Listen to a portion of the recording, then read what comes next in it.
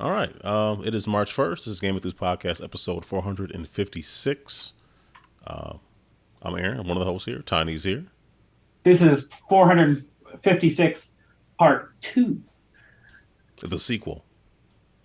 The search for more money. The smell of fear. Mike is also here. I am. I think I was here last time. Yeah, it was a good show. I hope that you all remembered literally everything that you said the last time, so you can just say it all again. I'm not going to say any of it. Oh, okay. Well, start talking. You're up. Am I? Yeah, you're up first. Oh. First on the list. I'm literally not going to talk about what I did last time because I don't care any of it. Except for one thing, which actually does matter, and if it didn't go out there because of the lost audio from the last time. I still want to give a shout out, rest in peace, to Mr. Brent Garner, who tragically lost his life roughly a month ago at this point. Major figurehead in the TurboGrafx and probably to a lesser extent the PC Engine community, but ran a mailing list back in the late '90s. Did homebrew work with his company called MindWreck, released quite a few physical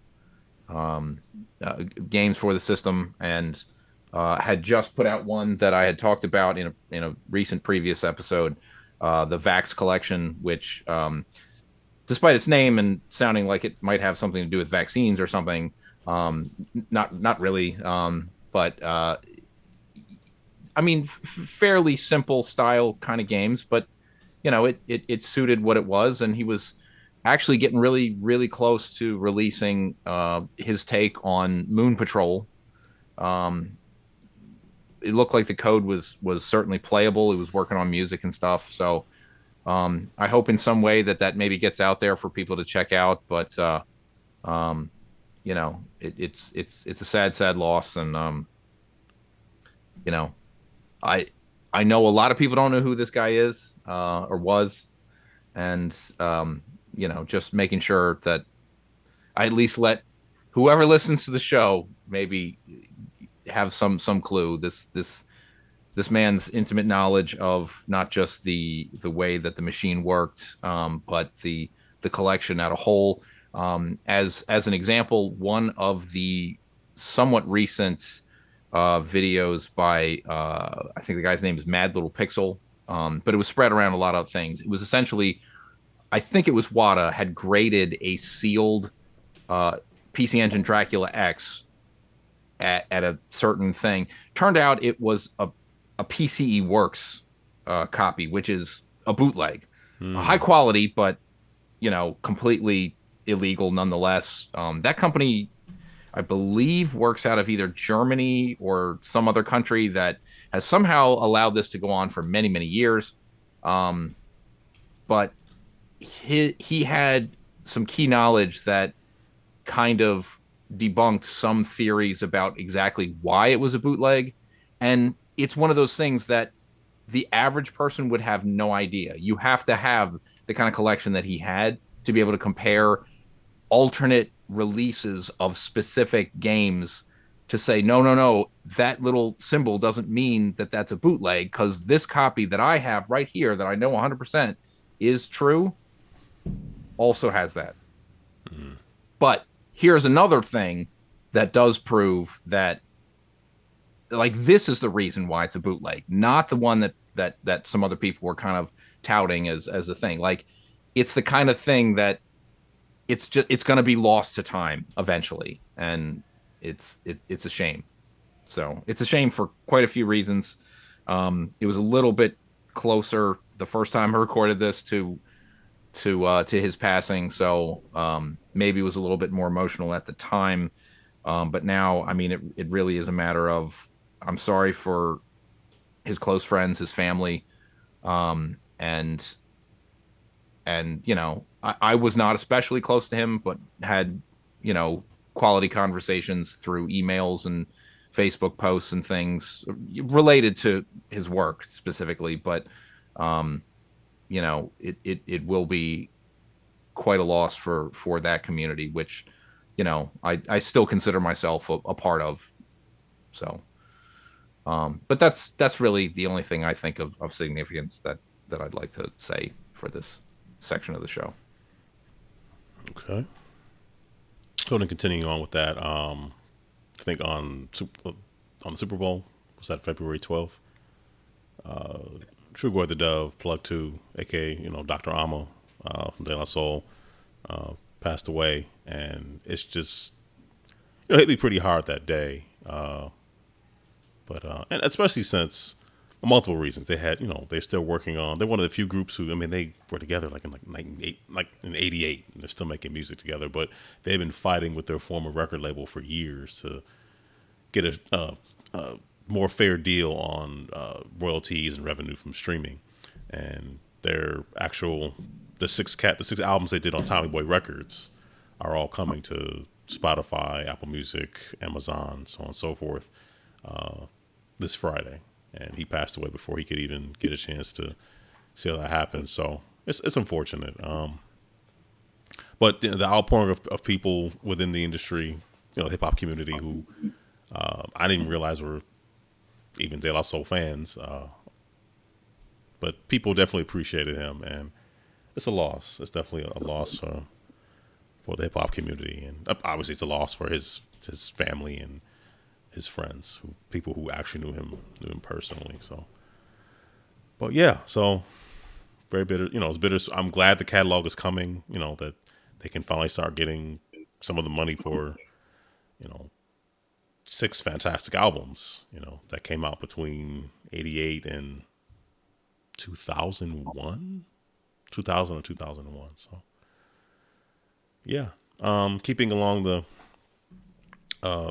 the same topic of hip hop, friend of a friend picked up some tickets, so I went to go see the GZA, the Genius, Wu-Tang Clan, Sunday in DC at the Howard Theater. I'd never been to the Howard Theater before. Very nice venue, very nice. It's not huge. I don't know if you've ever been to the Fillmore in Silver Spring before. Yeah, I think we all went together to see Tommy Tallarico, if I recall. Correct. At the Fillmore? Yeah. You had some Mako Shark prior to my arrival. Oh, Strathmore. Oh! Yeah. Okay. Wait, are you sure? Mm-hmm. Okay. Yeah. All right. Well, that was a good show. I'm not that well versed that's about all right. the names of the places down in DC. No worries. But anyway, the Fillmore is a relatively small venue that I've been to a good number of times. I've seen the Roots there a couple times, PJ Morton, Santa Gold. Anyway, but the Howard Theater, like I said, I've never been there. Small, but very nice venue, and the seats that he got, because he bought 4 tickets, but I've never been to a show where I had like a booth, so I was just sitting down for the whole show, which was very different. I liked it. It was kind of nice. Is this like a balcony thing where you have like your private little? Pretty much. It was a private little. It's like a booth at a restaurant, just a little smaller. But we sat there. You have like a direct view right into the stage. It was a good show, and he has a band. One of the members is ODB's older brother. What was the name of the band? The Funky Nomads or something. Is that older DB? No, it's not.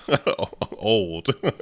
oh, the brother. Yeah, I guess. Yeah, you said older brother. The older brother of ODB.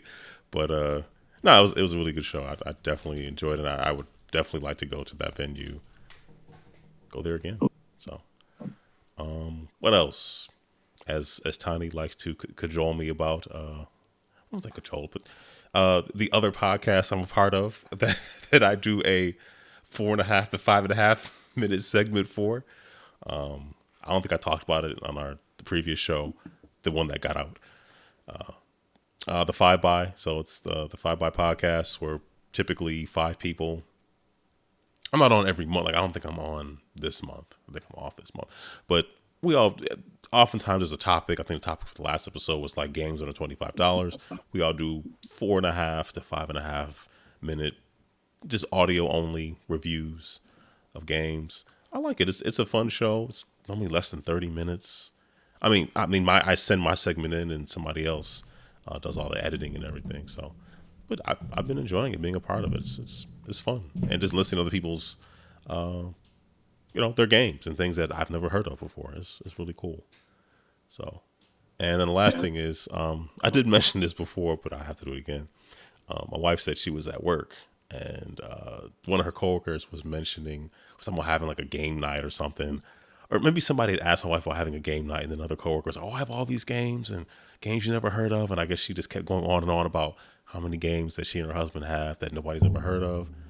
And so my wife, while she's talking, she's just going through it. She just picked up her phone, and then she showed a picture of my board game collection and just showed it to the lady. She just looked at it and was like, oh. So it was nice to, for my wife to flex the collection at work. I thought that was drop the mic. Exactly. I thought that was funny. I appreciate it. I was like, okay, that's nice. So yeah, or in some other circles, they say, "Hold my beer." Yeah.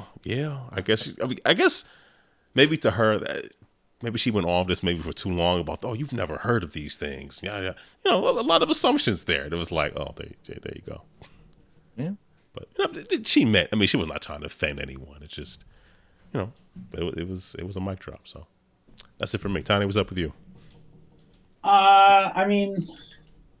Me and Ben met up this weekend. We went to the BitBrew in Baltimore, which was hosted by Teaberry Brewery and Save Point. It was Peabody. Peabody, that's it. Peabody. Not that I was there. I was like, wait a minute, Teaberry? What is this? It was a Peabody. Yeah. So it was okay. I mean, it's their first time doing it. The only vendor there was Save Point, the shop. They were still setting up arcades 2 hours past door opening or whatever. So it's a lot of work. Yeah. So, which was fine, but like, kind of got a little boring just hanging out there. So we only spent like 2 hours there total. Picked up some games. So captive audience. So like Game Boy Color, Pokemon Gold and Silver. Cheap stuff, dollar bin games. Exactly. Bundled things together to get Clay Fighter, Sculptor's Cut, whatever. I mean, this is it was Final Fantasy 13-2. I've heard of that. The Incredible Hulk for PS3. They didn't have the Xbox version that has the Red Hulk in it. No, they only had the PS3 version. Pokemon, like I said, Silver and Gold, and Diddy Kong Racing for the DS. So they made a DS version of Diddy Kong Racing. Oh yeah, I have it. They did. Wow. I also now have it. Is it different tracks than N64? I thought it was the same exact game. They just ported it. That was my. I think it's my understanding is just ported as well. I mean, technically it's called Diddy Kong Racing DS. So much like Mario 64 DS. Yeah. So I mean, there might be additional content. We'll see. I still have put a lot more time into Mario Kart 64 just because I recognize the characters. I mean, I feel like Diddy Kong came out. I know it has the adventure mode and there's boss battles, and I know there's more in it. I just don't care about any of those characters enough to really get into that game. Different modalities for driving. Yeah, that's cool too, but I don't know who these people are. I don't know who Conquer was when I came out. I didn't care. You didn't know who Banjo was? I didn't care. More than Mario. Gotcha. Yeah. What about the alligator guy whose name I don't remember? Smiles. I just made that up. I have no idea. Yeah, I don't remember. But anyway, so pick that stuff up. We hung out. We played some games. They had some of the MagFest stuff there, like MagFest challenges. They had one dev would set up, but the game they're making is the Justice League versus Teenage Mutant Ninja Turtles. So it's like a custom fighting game that looks like it took the sprites from Tournament Fighter and maybe Justice League Task Force, but there were a lot more characters in it. So, they're building their own sprites as well. So that looked pretty cool. So yeah, I mean, it was a good time. I'd be interested in going again, and maybe it's a 2-day event, so maybe going on Sunday, so everything's already set up. And I mean, if you guys would like to come out, we'll see. It'll be a discussion next year if they do it again. Okay. Hey, they advertised it as first annual, so they did, right? Hopefully, so, it was well attended. It didn't work out for my schedule, but yeah, I would have totally been there if I was available. Yeah. So I mean, it was a good time. Got to see him, hung out for a little while. Since it was on Saturday, that was the day it was snowing for various parts of our area or areas. So, but really, the kind of snow that like it touched your car and turned into water, right? Well, like for me, yeah, and driving from Delaware was fine. Sunshine. But like my sister had said that it had been snowing for most of the morning. Like it wasn't sticking to the road, but maybe like so they were seeing more than I had. So yeah, so I mean that was cool. You'll hear a segment at some point during the show. Me and Kina saw Ant-Man. People have thoughts. Ant's got an ant. It was a fun movie. More than one. Like it's probably mid to lower tier Marvel. Didn't have to be, but I heard it was the best by the reviews that I read. I mean, I don't even know if I call it the best Ant-Man movie. Like it was. Honestly, the first one is real good. The first one is really good. The second one, honestly, I feel like even with the failure that I mentioned on the, I feel like they did not, complete the assignment. But as far as Ant-Man movies, I enjoyed a lot of it more than I did the second Ant-Man, which I did enjoy that movie. I never need to see it again, like ever. Yeah, I'll watch Ant-Man and Wasp again before I watch, like we were talking about Thor: The Dark World. I saw that twice. I'm good. Yeah, that is not a repeat watch movie. No. Or any of the Hulk movies. Well, the second one more than the first. Sorry, Robbie 1051.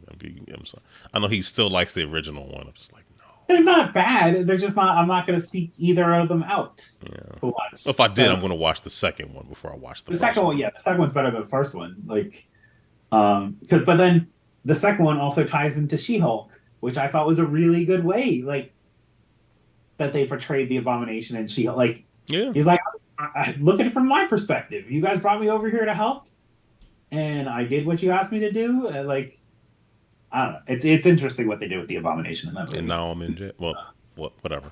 Yeah. So yeah. So, I mean, hey, it was a fun movie. I look forward to seeing Guardians, which, like, I don't know if this is really a spoiler, but like it certainly seems like at least Drax is going to die. Yep. If not, also Rocket. Made it clear, like, I don't want to get in shape for this anymore. So right. he made it real plain. Like, which is also why I'm not sure Kang is a thing, because they're setting up like Adam Warlock in that. Like he's in that trailer. Yes, he is flying very quickly. And Adam Warlock has nothing to do with Kang.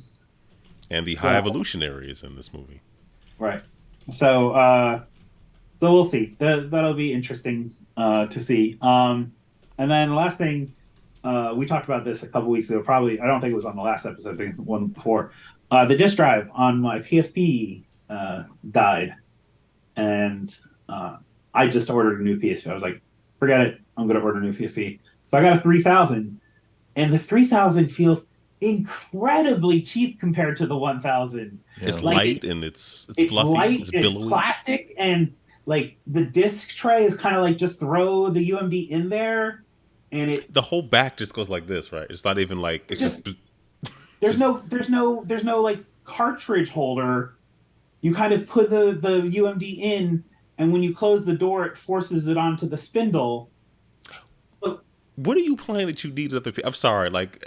Well, so like when we were at you have a Vita TV, right? Or play? I do, but I want to play I bought like these at MagFest. Okay. First Departure, and then let's see if it'll go. Anyway, Second Evolution. Were they expensive? I think it was $100 for both of them. They retained their value. Silicon Carnage, which is related to the other game I talked about before. Lunar Star. What's funny, this Lunar Silver Star Harmony, and I was listening to Blood God. Acts of the Blood God podcast. They have this month's like RPG episode is about Lunar Star Story, So I mean, I don't know. It's real interesting. So I don't know where it is. I got this PSP. Obviously, with someone else's. I'm like, oh, they didn't wipe it. So let's look through what's on here. Nothing explicit. Let's get that out of the way now. But like the weirdest collection, it's I think 5 Disney movies. So like The Incredibles and whatnot are on there. And then the demo for Army of 240 Days. Yeah. Wait, so it came with a to stop the bleeding. Yeah, they 4 probably it came with a 4 gig card in it when I bought it. Because I'm trying to remember exactly, but the PSP had absolutely no onboard storage, right? It had like no 32 onboard. Something a pittance, right? Wasn't there like a No, pittance? I don't think any of them until the PSPGo had any onboard storage. I remember I bought a gig card for like $120. What is the card that the PSP uses? The flash Memory sticks. memory stick, but the smaller Pro, ones though, right? Yeah. Is it Pro or Duo or Pro Duo? I forgot. That's what it is. God, this is like man. scratching a like. The kids of the day are like, what are you talking about, and why does it matter? Why are you talking? Mattered back then, about old man. But I still don't remember though, because there was one of those 2 ratings. What are those 2 classifications that matter? The Pro or the Duo, and it only like a memory stick that didn't have whatever that rating was did not work on it. Yeah, turning off blur background. So yeah. So there's no cartridge hole. Like you just put slap it in there. UMD in there, and it like when you close the door, it puts it onto the spindle. And I'm like, that's weird. No, it's cheaper to produce. But I realize I've never touched anything but the 1000. That's the one I have. That's my original. Oh, one. and I have the Go. I don't know why I bought that. I should check to see if my second PSP battery is a balloon. You probably now that you're talking about this, you probably should check that. You should probably my original that I left. Well, so I bought the expanded battery at some point and left that one in the PSP, and that ballooned out, and I took that to the recycle place. And then I took my original battery and stuck it in the PSP, zipped it shut, and put it away. It is, yeah. I probably should check. I played a lot of PSP back when it came out. It still, to this day, has a nice screen. Right, 8 gig memory stick Duo, Pro Duo. My cousin worked for BMG. Oh, all right. I'm gonna look this up. That is also Magic Gate. My cousin was a Sony employee at the time, and she got a slight discount on the gig sticks. So it was worth it at the time. I mean, it was, I mean, it's interesting. I'm playing on it. I might have to do some work travel. So I was like, oh, maybe I'll take this with me. How's the emulation scene for the PSP? Oh, okay, so it's the Memory Stick Pro is the baseline. The Duo, I guess, is like higher capacity or something. Maybe. But like a memory stick, period, will not work. It has to be a Memory Stick Pro. Oh, yeah, because the longer ones will use like in Sony cameras and maybe their laptops and stuff like that. Yeah, the Vios or whatever. So I'm saying that out loud, and I'm also reading off of a picture of a PSP branded thing that just says Memory Stick Duo without the word Pro. So I don't know. The truth is, just look at a chart if you're buying a memory card for a PSP in 2023. Gotcha. Pretty much. Fair. But then, I mean, I've also been playing around with my analog pocket. This thing is great. I have all the emulators on here and whatnot. What game is in there? Is that Revenge of the Gator? Pokemon Silver. I should have known. Why do you hate Revenge of the Gator? But I also purchased the Game Gear adapter. Exactly right. Why do you hate Quarth? So, and I don't know why I picked up the Game Gear adapter. Hey, my trio of how many Game Gear games do you have? The Turbo Express, the Neo Geo Pocket, and the Lynx adapters have been on order for I'm not sure how many months, but like I can't even order them right now. I went and checked because I was going to order the dock, which also says I can't order it right now. I assume dock seems real it's supposed to be sometime this year. The big thing about the dock is being able to use multiple controllers. I guess if you have a game, No, which on I your think is more television. for like, But it's okay. like the Bluetooth capability is in there. That's where because they don't have Bluetooth in the default product. Got it. Which is a shame. I would really like that to use Bluetooth headset with it. So, but yeah, all this to say, the PSP 3000 feels real cheap, and I know it's the last revision or whatever. But that's how they always make them, though. They're never better than the other ones. I mean, fair, but it also just made me realize I don't think I ever touched the second revision of a Vita either. Oh, I have the original. I haven't. I have a launch. That's all I have. I have my 3G launch one. Well, I mean, the Vita, I mean, that's the one that crazily went from an OLED to a non-OLED. To a non-OLED. But that's the thing about my understanding of the PSP is that they change the screen every revision. Mm-hmm. And like, I want to say the lines are rotated 90 degrees on one of them. Like instead of it being drawing horizontally, it draws vertically, which can lead to some additional shimmering aspects if they're like not the right aspect ratio on the screen. I want to say that was the 2000 to the 3000. So, but yeah. on the PSP, yes, On the PSP. that was the big deal at the time when the PSP 3000 was launched. They're like, hey, look at how these strawberries in this whatever game don't look quite right compared to a 2000. Right. Like, it's like yeah, whatever. Crazy people that like are looking for issues. So, but yeah, I mean, so that's really, I mean, BitBrew, Ant-Man, PSP. I have a question for you though, for both of you. Did either of you watch all the stuff they did after the Sony state of play on the Suicide Squad game from Rocksteady? I didn't even see the state of play, so no. I watched the trailer where they showed each of the characters like abilities while they're fighting that tank. Okay, so you saw some of the gameplay then? Yeah. Yeah, because they did like a whole thing about it. People were not. People are not happy. I saw it doesn't look good. Kevin Conroy's last performance is going to be in some like mid-tier live service game. It was not good. Well, okay. Considering the circumstances, the options are use it or throw it away. Oh, it's Kevin Conroy. You're going to use it. I mean... I'm still interested. Like, so in that trailer, you see that the Flash, which has been in the other trailers, Flash has been corrupted by Brainiac.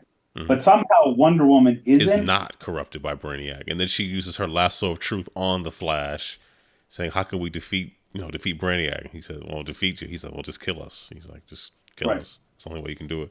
That part was okay. But the gameplay? Like, why is Captain Boomerang shooting guns? He's Captain Boomerang. What's happening here? I mean... yeah. See, I thought Gotham Knights was Rocksteady. I was very wrong about that assumption. Before it came out, I didn't realize that. Yeah, that didn't look good, and I don't think it did very well. And, I know Rocksteady, I know they see themselves and are heralded as like, the real Batman developers and what would have you because of, Arkham's, Arkham Asylum, Arkham City. Right. And throwing shade on Origins, saying like, exactly. This is the end of the trilogy. Also, I'd rather play Origins than Arkham Knight. Any day. It's the Call of Duty thing, right? It's the two studio. Oh, until Treyarch saved them, but whatever. Right. But it just didn't look the real Call of Duty 5. Yeah, it just. I watched it and I went,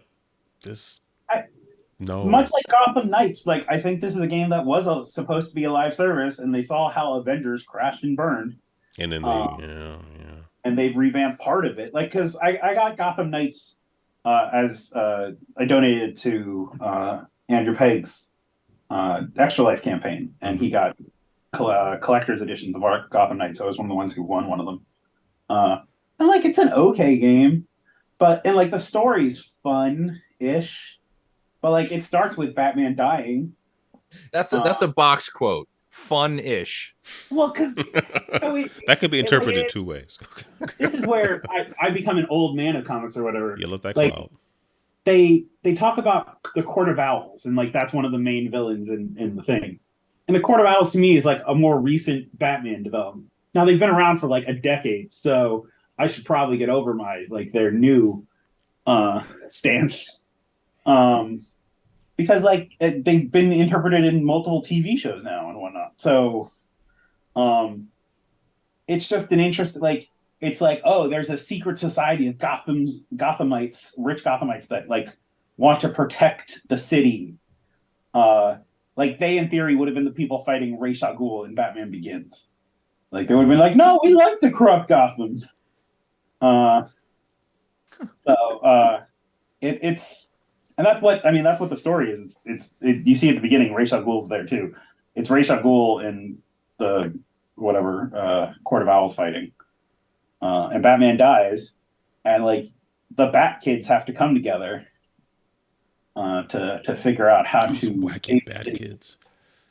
And like there's all these costumes and whatnot you earn because like they would have been microtransactions if they hadn't, I think, like, pivoted after seeing what happened with Avengers. So the Batlings get together at Bruce Wayne's funeral and they say, "Come on, guys, we've got to get some shillings together to buy some of these DLC items so that we can defeat the bad guys." So it's actually so much worse. Bruce blows up the Batcave, which also blows up Wayne Manor. So they're setting up in the Belfry, they call it, which is kind of what would have been Oracle's, where she was set up in a previous version of the DC universe. So asking a question that potentially is a spoiler for a game that I have absolutely no interest in ever playing, does the fact that the Batcave and Bruce Manor explode at the same moment give away? It's not like the Streisand effect. It's like you try so hard to conceal something, you only just reveal it. This is real good. So the start of Gotham Knights, Jim Gordon is dead. Like he as he should be. Jim Gordon's dead. Bruce's thing blows up and whatnot. The head of the GCPD is Bruce Wayne's cousin. I want to say it's an Arkham. Which is, in theory, it has been revised to be Bruce Wayne's mother's line, family line. And, like, his uncle. But they're both on the Court of Owls. So, like, they've known Bruce's Batman, but they tried to keep him ignorant to their secret society. But he's the world's greatest detective, so how did that work? Ask him for a friend. Does nepotism play a part in this? I'm not quite sure. That's the superpower. But, like, also, be aware, so it's Nightwing... Batgirl, so it's Barbara, not Cassandra Kang or Batwoman. I forget her name. We're not going to know. Tim Drake as Robin, and then Red Hood. Those are the four characters. Red Hood still uses guns. They're just less lethal guns. Like it's like rubber bullets kind of bullshit. And like they explicitly put out cutscenes to be like, oh, they're less lethal, but as you level up, they get stronger. They're armor-piercing grenade rubber bullets. It's just so like it's a game, and that's the thing. Like it's so focused on its story, you're not doing some of the side stuff that you saw in the Arkham games, where like Batman, saves civilians and whatnot. You did that in the Arkham games? In Arkham City, there'd be people on the in the city that were being hurt. Like political prisoners were mostly who the innocents were in that. Like they were like people that crossed Sharp or who's the main bad guy in it? It's the psychologist that guesses Bruce Wayne is Batman. Hugo Strange. Strange, yeah, it's Strange. Like so, the people that have crossed Doctor Strange. Yep. Dr. Hugo. And he was Doctor Strange before Doctor Strange, but no mystical powers. Well, okay, I'll buy that part, but for $1. What? Hugo Strange is like from the 40s. I want to say I might be like pulling that out of my. How do these two different brands of comics steal from each other this much? Oh, I mean, there's got to be a lawsuit. There has to have been a lawsuit at some point. should we get into the history of like No. Shazam Just give and me Captain Marvel? yes, And no. I mean, it's a whole. That's what I mean. It's Shazam is. Those are like real FUs to each like the company. Like, you guys didn't trademark it, so Captain Marvel. Okay. All right. I'm satisfied. But yeah, actually, yeah. So Hugo Strange is from he's literally from February 1940. So like before Marvel Comics was a glitter in anyone's eye. That's before the U.S. got involved in World War II. Yes. Yes. So, anyway, so like the innocents you're saving in there are mostly like political prisoners that have crossed them. Like, oh, they were like, hey, how about we not turn a huge part of the city into an asylum? How about we have some way of enforcing any rules in here? And that's who you save or whatnot. And then Batman drops down and says, "Listen, I don't care what you think. Watch me beat this man's brains into a coma." That will fix everything. Watch me beat all these guys up, but I'm going to pick that guy last because he's secretly an informant for the Riddler. I've been watching some retrospectives on the Gotham game, on the Arkham games. They're very good. The first two, yeah.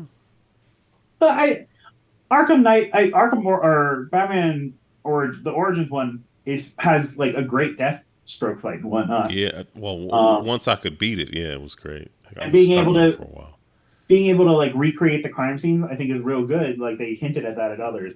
Arkham Knight has its moments. So much who asked for that much driving? What feedback did they get? It was like all the comments are about we need more Batmobile. Do you remember you only see the Batmobile destroyed in Arkham Asylum?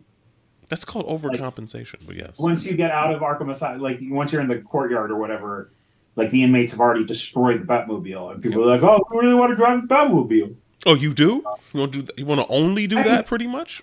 My favorite part is you run into people with the tank, and it says like in the corner, like "criminal shocked." And it's like that's great that they once they hit this speeding tank, they also got an electric shock. Luckily for Batman, they somehow survived both being hit at 80 miles an hour and being hit with 300 bullets, volts of electricity. Yeah. Also, just a reminder that's probably not a thing. I'm not an electrician. I'll say that right now. Like you're actively fighting other tanks in that tank. That also people aren't dying somehow. They're just they're all robot tanks, if you remember. That's why you can see their direction or whatever, if you remember. That's how you can avoid their like you're supposed to travel between their shots. Anyway, they thought of everything. Yeah, he killed no one. This is Gotham Knights. I think we're done talking about it. This is the Gotham Knights podcast. Let's talk about some games. Mike, what have you been playing? So let me reference what I put on it. I'm not going to talk about any of this. So at this point, I think it's fair to kind of pull back the curtain slightly and reveal what I've been a bit more into in the last few months. I have gotten pretty deep into the pinball scene at this point. No, man, please, no. All right, go ahead. Clear dividing line for a lot of people between video games and real pinball, not just the virtual. Oh. Yeah. And there are definitely people who are very much like, I'm into pins. I hate video games. And there are people who are like, pinballs are incredibly stupid. I don't care about them. I love video games. And then I'm now in this sort of crossover world. In October, early October, at the White Rose show in York, I did pick up my first real pinball machine, which is Whirlwind. Okay. And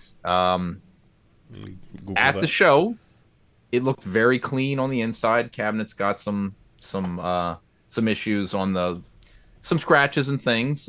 It's 33 years old now, so it's had a life. And I don't mind so much that the play field being very, very good condition was kind of a big deal to me, is for why I would pick it. It's a game I had played a lot in the past.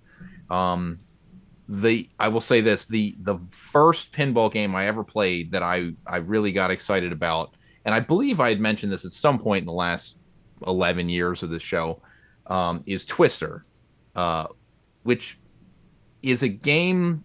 It's based on the movie Twister. It is more recent than Whirlwind. It takes cues from Whirlwind. They're both themes about a storm with a spinning so-and-so in the middle. Whirlwind three has of them. three. I'm looking at a video right now. The Twister has the one. The thing that originally made me go, oh my God, I had no idea like pinballs were anything other than you hit the flipper into a bumper, it bounces around, your points go up, eventually it falls down the middle, end of story. In Twister, it's got this magnetic thing in the middle. You lock enough balls, and the magnet holds all of them. It spins around, and it flings them all in various directions. And I thought that was like the coolest thing I'd ever seen at the time. That's been about 10 years or so, I think, since I encountered that. But a little bit more recent than that, a semi-local arcade had a Whirlwind, and I put a lot of time into it because I'm like, oh, it's really similar. I like this theme, and I really like trying to like lock the two balls, hit the third one up, and that activates the storm.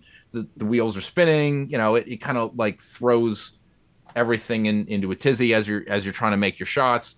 So it's kind of unpredictable in that way, and I dig that. It's also pretty simple compared to a lot of newer games, which is great for me because I'm still very even 5 months later, I'm very much still a novice in this whole scene, and buying this old machine that I thought was in practically perfect working order was sold to me as the previous owner that the only thing it needed were the correct wattage, I think is the right word. I'm still not even sure I'm using the right term, but the correct bulbs for the flashers. And I was like, oh, okay, cool. I can order some bulbs. No big deal. Whatever. This looks very clean. I'm very happy about this. The price is a little bit below what the pin side average is. Pin side is a very active forum website that people that are passionate about this discuss things. They kind of rate everything. It's curated very well. It's like the way forums were 20 years ago. And it's kind of refreshing to see that to me because I am so used to the idea of forums that are active, and that's where you get your information. You can look up stuff that's like 15 years old and it's just there. It's like data about these old machines, and I find that very, very cool. So I thought I was getting a phenomenal deal.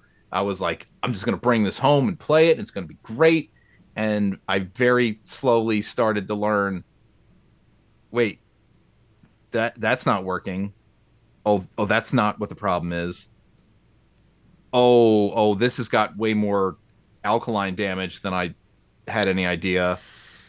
And I started learning things, asked a lot of questions, was upfront about my knowledge about things in this forum, and I got answers from incredibly intelligent people who were very generous with their time and helped me out tremendously. And with that knowledge and buying a lot of tools and spending a boatload of money to correct these problems, I've got it where it's pretty close to exactly right. There's a couple of little things that I could like I'm trying to like dial in, so to speak. But it's one of those things where as is it's kind of fine. The one error that I'm at right now is in the one cellar when it kicks over and it tries to shoot out every once in a while. Instead of shooting out of the chute,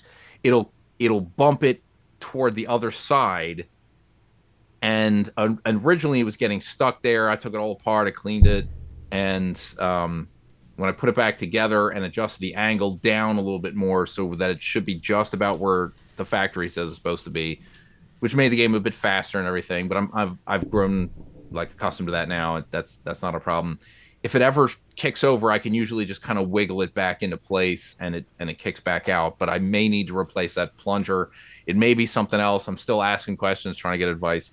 But I am so glad I picked this one. This is the right first pinball for me. The theme is something I find appealing. It's not tied to a specific like movie or something where I'm constantly hearing like a theme song, or like seeing like in the modern ones where like video clips again and again. Stuff.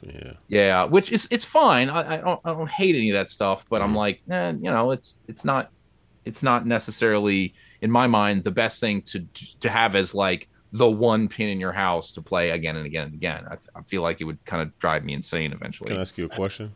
Yeah, please. Based on your experience, do you feel like this is somewhat typical for purchasing a pinball machine from someone? Like people say, "Oh, this is wrong with it," and then you get it, and you're like, "Oh." I mean, obviously you've mitigated a lot of the issues, which is good. So I'll put it this way: the guy that I talked to, he spent a lot of time with me, and I feel like as far as he was concerned, he was being very upfront. I don't think he was intentionally trying to deceive me. Ultimately, the problem that he was having, why those bulbs were not active, yes, he did have the wrong bulbs in there. That is a fact. Those were not the right bulbs. They were not flashers. They were standard bulbs. But the problem was actually on the auxiliary power board. The relay was bad. And that took a lot of testing to try to find that out. It was a $30 part. I spent a whole lot more on that on tools to try to, diagnose. But the nice thing is I have these tools, and I have a bit more knowledge, and I have at least some idea of how to read a schematic now. I'll still need help for actual wiring diagrams and things, but I'm in a position now where I have some idea of what's going on, and I'll feel like I may be able to work on things without necessarily needing somebody to hold my hand for every little thing. So I'm happy with that. Since then I bought a second one. Okay. This was an actual new in-box pinball by a company called Chicago Gaming Company. They have thus far, this is the fourth game they put out. They've only done remakes of original Bally Williams titles. This game is called Cactus Canyon. This is not a game I had ever heard of before. It's a Western themed kind of a game, and it kind of spoke to me in the way of this is still a fairly easy to understand game. There's simple rules. It's not incredibly deep. Like, I have played a lot of Godzilla. People talk about Godzilla. It's a modern Stern game. It's been out for a few years now. They're still producing them. They're selling incredibly well. There's thousands of them out there. It's a good game. I like it. When people talk about, if you're good, the games will last like 45 minutes to an hour. Not when I play pinball. That is not the kind of pinball I want to play. I will stand at a machine and play for an hour, possibly, but that's game after game after game, trying to get to the point where I'm trying to get to. Not, you play 1,000 games, you'll eventually get to the point where you can play one game for an hour straight. That's more than I want to do. I can't even do that on video pinball. I'm never good about opening them up. I'm never good about getting the pinball where it needs to be to get to that next thing. And I will say, doing a little bit of research as to what the general gameplay mechanics are, and then after that, literally hundreds, if not thousands of plays trying to just play around with that stuff. And every machine's a little different. Like video pinball, it's very much like, let's pretend this game is dialed in exactly the way that they're programming it, but the way that they feel like those Zen machines. Like I bought pretty much everything on Pinball FX3 at this point. That's a recreation of a Williams title, which is what they have the license for. They've got their originals, and then they've got their video animated like Universal movies and Star Wars and all that stuff. And those are cool, but that's not really what I'm looking for.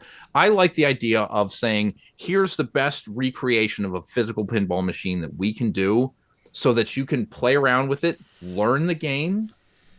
And then when you go see this game in real life, you'll know how to play. Like, you know what the rules are. You know what sort of shots you're going for. Even if the game isn't in perfect working order, at least you'll know what you're supposed to do. Because pinball is not super straightforward. It's kind of like, oh yeah, it falls down, you hit it, whatever. It's very much like every game has its like, well, you do this and you do this and you do this, and then that opens up this ramp, or this shot becomes available, or like as a really easy to grasp straight off the bat, Stranger Things, a Modern Stern game from a few years ago. It's like, okay, you hit this, you hit that, and then this wall in the middle of the play field, in the center of it, it drops down, exposes the Demigorgon. You hit the Demigorgon enough times, you win, like you've defeated him, and then you kind of move on from there to the next thing. Like, I feel like that's one that's like, it's super visual. It's like it's very easy to grasp. Some of these newer ones, I just kind of go like, oh, I can make this shot, and like the lights tell me which ramp I'm supposed to be aiming for, and I'm like, yeah, I kind of get that, but like until you get the opportunity to play a specific game again and again and again, and really be familiar with how it plays, so that some of it's just muscle memory, you're really only going to go, oh, this theme is really fun, and oh, I the thing shook, or the magnet grabbed the ball, or I got it up this ramp and it twirled around or something, which is all fun, but it's you're not likely to just walk up to a machine not knowing a whole lot and do well and just crush the game, unless you're like, I'm seeing some of these people that are actually like incredibly good at games and just trying to pick their brains a little bit, and it's crazy. So but I will also say, if you think you're going to buy a new in box pinball machine, just open it up and play it and you're good, don't think that for a second.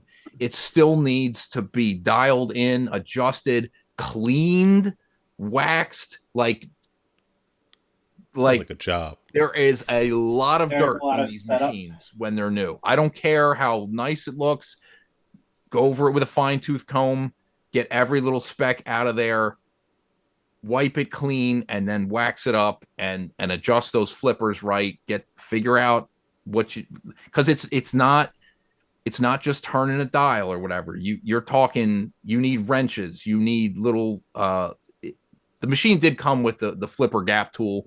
But like there's things that are like, if you don't know what you're doing, don't assume anything. Like, read, learn, watch videos, do what you need to do, and eventually you get there. And I swear, every single time I adjust something, it's like a brand new game. And as I was telling my wife the other day, it's not a brand new game in the way that you go, oh, I finished this game, let's look at what the DLC is. It's just like, hey, you ever wanted to turn on your favorite game and have all of the buttons randomly changed? No? Oh, well, then maybe you don't want to adjust a pinball machine after you feel like you've got your shots down. Just leave it alone. If you feel like you're there, don't change to a different style of rubber. Don't change the angle of the flippers. Don't change anything. It went from super frustrating to I think I've got it to I think I'm improving things to now what happened to all of my shots? I don't understand what's going on here. And some sort of like patience therapy would probably be very helpful to me, because I think of a few images sometimes, like some days when I play. Lucy and the football is a major one, because there's such a tease. You think you've got it, you're gonna nail that shot like you wouldn't believe, and you miss it by a half of a millimeter, and it bounces off of some rubber post straight down the middle, and that's me. What just happened? and that was the end of the game. And another one is, oh, I got multi-ball. This is great. And then all of a sudden, all the balls just form a line and roll straight down the middle, all in one shot. I just said, what just happened here? And yeah, so it's a totally different kind of a thing. But I will say I'm finding a lot of satisfaction in identifying problems and solving them. It's almost more enjoyable to me than playing the game at some point. It's the joy of tinkering and resolving issues and feeling feeling the sense of accomplishment from fixing something. And that's 100%. But you have to not only be prepared for that, but feel like that sounds like a fun. That is the hobby. The hobby isn't playing the game. If you own a machine, the hobby is not playing the game. The hobby is working on it. Yeah, especially older ones. But I do and have always, since I was a little kid, found satisfaction in taking things apart, understanding how they work, and putting them back together. For, better or worse, that my mom likes to remind me about when I took the door handle off of the storm door when she went out to go get the mail and then couldn't get back in the house. And I think I was about 4 years old at the time. So yeah. So there's kind of a specific mental state that you have to have, I think, to enjoy that aspect of it. And I'm not gonna replace everything I've got with pinballs or anything, but I think I'm gonna look for a third machine, and I believe that'll be it, because not that I feel like any of these machines are necessarily forever. It's your voice is getting real robotic. Yeah, I was gonna say, I wasn't sure if this was just me. Am I still here? Am I even on the show? Yep, you're still here. It sounds better. Okay. Well, anyway, to sum up, the Allentown Pin Fest is coming up in 2 months, and I'm very excited about being able to peruse it. Should be a lot of machines for sale, and try to maybe bargain hunt. I'm working up a list. Bringing a vehicle to put them in, or how does it's the plan. It's the plan. Okay. We'll see. We'll see what really transpires, but being prepared, having a list, having played a lot more machines than I ever did in the last few months, between some local places. MagFest had a lot of really good games. I mean, for many reasons, but that being one of them, I kind of regret not spending more time at MagFest, because I probably could have spent 12 straight hours in that room just for the pinball machines. So many cool things that I got to try a bunch of them, but not quite all of them. And it's cool to really kind of identify, yeah, this is a fun game. I like the theme, I like the music, I like the way it shoots. And then other games, I go, this game just sucks. I hate everything about it. The people who came up with this didn't know what they were doing, or the theme is just gross. Like, okay, just go away, and to that point, admittedly, like, especially some of these Bally Williams ones from the 90s, 80s, 90s, and so on. There's some problematic things. Seems like there were a lot of perverts making pinball games, and not all of them are super cool in how things are portrayed today and how things should be portrayed. Thankfully, Whirlwind is not a game that I believe has anything like dated imagery, cringy. There are a couple of things in Cactus Canyon that I'm kind of like, I just wish it wasn't like that, but it wasn't a complete deal breaker for me. But I believe in the next few years, I will probably be owning Whirlwind, and Cactus Canyon will be moving on for maybe another title. Okay. Sounds like somebody is getting into something new. Yeah, it's this whole other thing, and right now it's a really exciting time for pinball because Foo Fighters was just announced by Stern. That'll be a little bit later this year. Looks pretty cool. This is the other thing. I had no idea until very recently. There are seven active pinball manufacturers right now. So Stern's the one everybody knows. Then there's Jersey Jack. They've been around for a number of years. Chicago Gaming's the one that has the license for the Bally Williams remakes, which I mentioned before. That's the Cactus Canyon. Then there's American Pinball. They've mostly done unlicensed stuff. The one exception is Hot Wheels. They are about to announce their new game. Oh God, I forgot about Scooby. So 8. So how many did I say before? Okay, 7. So there's also Spooky Pinball, who's done a bunch. Scooby-Doo is their next machine that's coming out right now.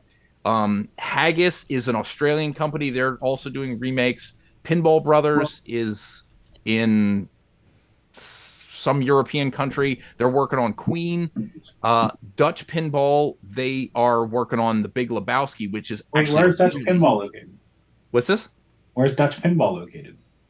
You would think it would be Holland, I guess, but their headquarters is elsewhere, I think. This is why I asked the question.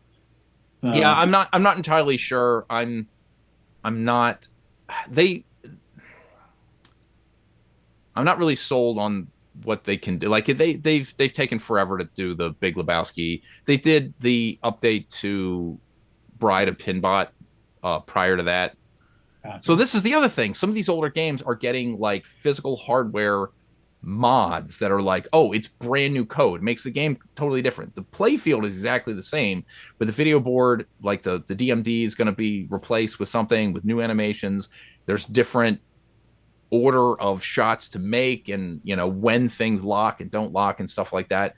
Funhouse has got that. Bride of Pinbot. Whirlwind is supposedly having one come out, and a few others. So like there's other things other than just new machines. But anyway, I'm sure I've talked way too long about this. This is total aside for what we really talk about, but it is something that I've become passionate about. Their games in recent times, and I can't tell you if 5 years from now I'm going to care as much, less, more. I don't know. But for right now, it's kind of like it's so wild to me to explore the past and also see what's happening right now, because the truth is, other than the video screens and stuff like that, the actual mechanics underneath of the playfield, for the most part, completely identical pieces of hardware. There's been some improvements, but a lot of stuff, like those are interchangeable pieces. Something from 35 years ago today, exactly the same, and they're still being manufactured. So you can get the pieces that you need when the things wear out, and they will all wear out eventually. That's all right, man. You're excited. I mean, really am, honestly, more so than I think I have been about a lot of gaming related things in a while. It's nice to see. It's fun. All right. Is that everything for you? That's more than enough. I'm sorry I talked so long. No. This is why we're here. All right. I talked about this stuff on the show that, with the messed up audio, but I've been playing Point City. So I finished my preview, so I'll probably be coming out towards the end of the week. But I do have to send it back to them. It came in shrink. I punched it, so it seemed like it was a finished version of it. It's close, but I like it. It's for those people who play Point Salad. It is not the same game. It's a light, sort of a light engine building game where you're acquiring resources and then building buildings, just putting cars in front of you that are the buildings, and then some of those buildings have a small civic icon on them, and if you build a building with that icon, it means you get to pick from the civic tokens that are just face up, and every game has a different number of them. Let's say a 3-player game, there's 12 of them, everybody can see what they are, and you just get to pick one. And those are just different scoring conditions, very similar to the point cards and point salad. So there's a little more going on in it. I like that. If somebody just is like, I only like point salad, I only like what it does, nothing else, they might not like it. But I don't know. I like it. It is very nice, pleasant art. But it is an engine building game. It is not. It is not just the drafting and set collection. It still has drafting. You're still drafting in cards or getting cards, but you're doing a little bit more. And the other game that this is all flat out games is the designers are the designers of Point Salad, Point City. Another game that they sent me to do a preview for is Deep Dive, which you have all these ocean tiles, and you have 5 different depths. So they're all different shades of blue. I don't know if you can kind of see the picture there. So it's a pressure luck game. So your little penguins start off in the shallowest and then make their way down to the deepest parts. But on your turn, you put your penguin next to one of the tiers and you flip over a tile. If it's food, you can keep it or you can keep going. That's the pressure luck. If it's because the deeper you go, the more likely you are to encounter a predator, and that predator kind of just holds on to your penguin. But if all 3 of your penguins do get caught by predators, they all will come back up to the surface, and you get to pick one flipped over token from one of the tiers that one of your penguins was in.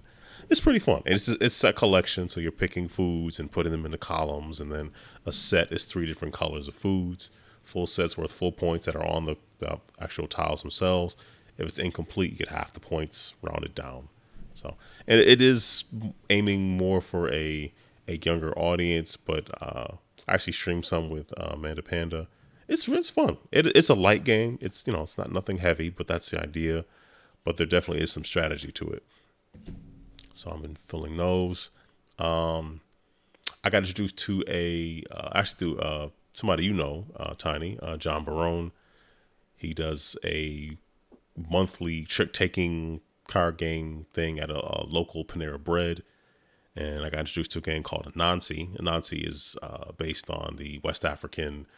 it's Anansi the Spider-Man. He's kind of known to be like a trickster.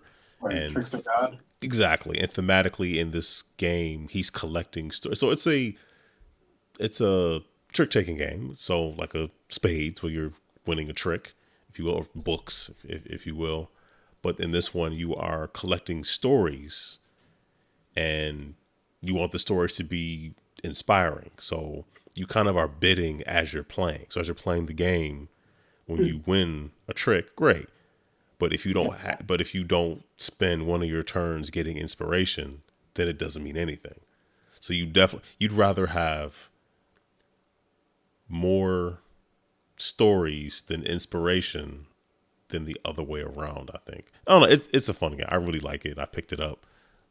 It's, for people who are familiar with something like a spades, it's kind of easy to teach. You're winning a trick, but sometimes you don't want to win because if you're not going to have a chance to inspire the tricks that you've already won, then that's bad. So, it plays pretty quickly, 3 quick rounds, and the cards are very shiny. I wish I put it out here, but it's a very nice looking game.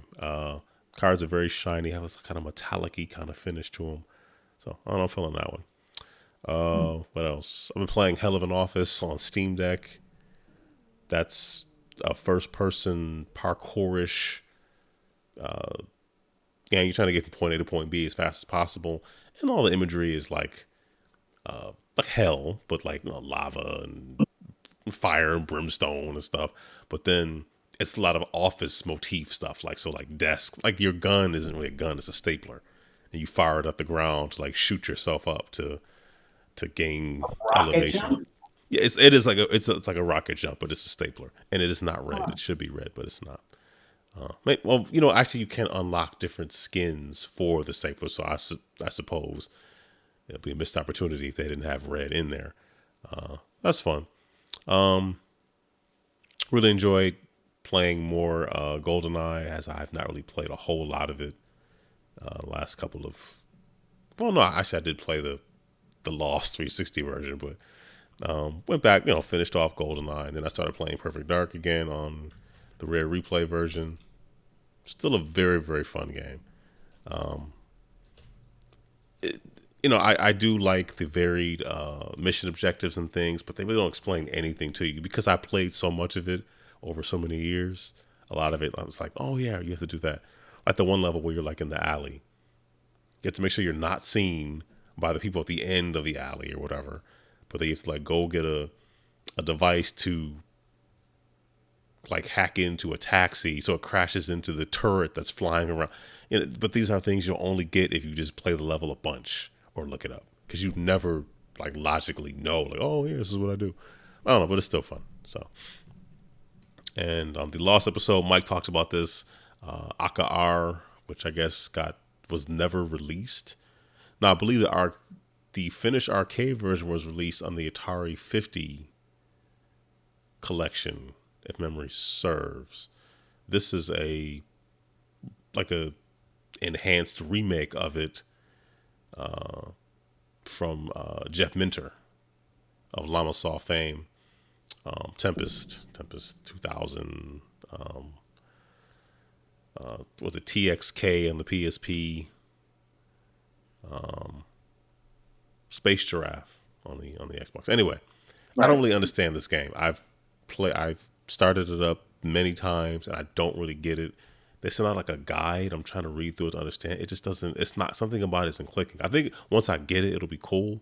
I just don't really know. It's like a one button game. I still don't know what I'm doing. So yeah, I'm playing some Save Room, which is essentially like Resident Evil 4 attaché case, fit everything in there. The game. Are you excited for?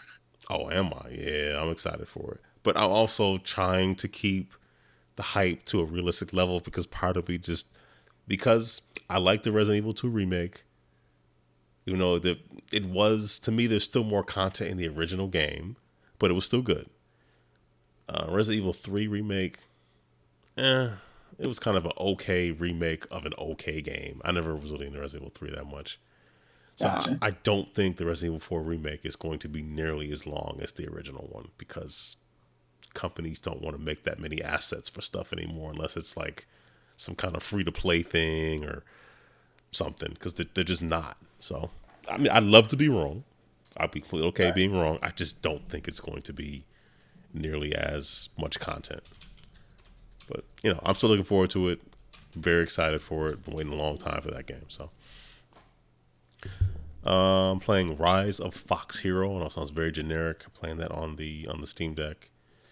3D platformer. Very straightforward. You like every level there's 15 barrels for you to smash. There's 4 coins for you to get, and then there's like 25 apples.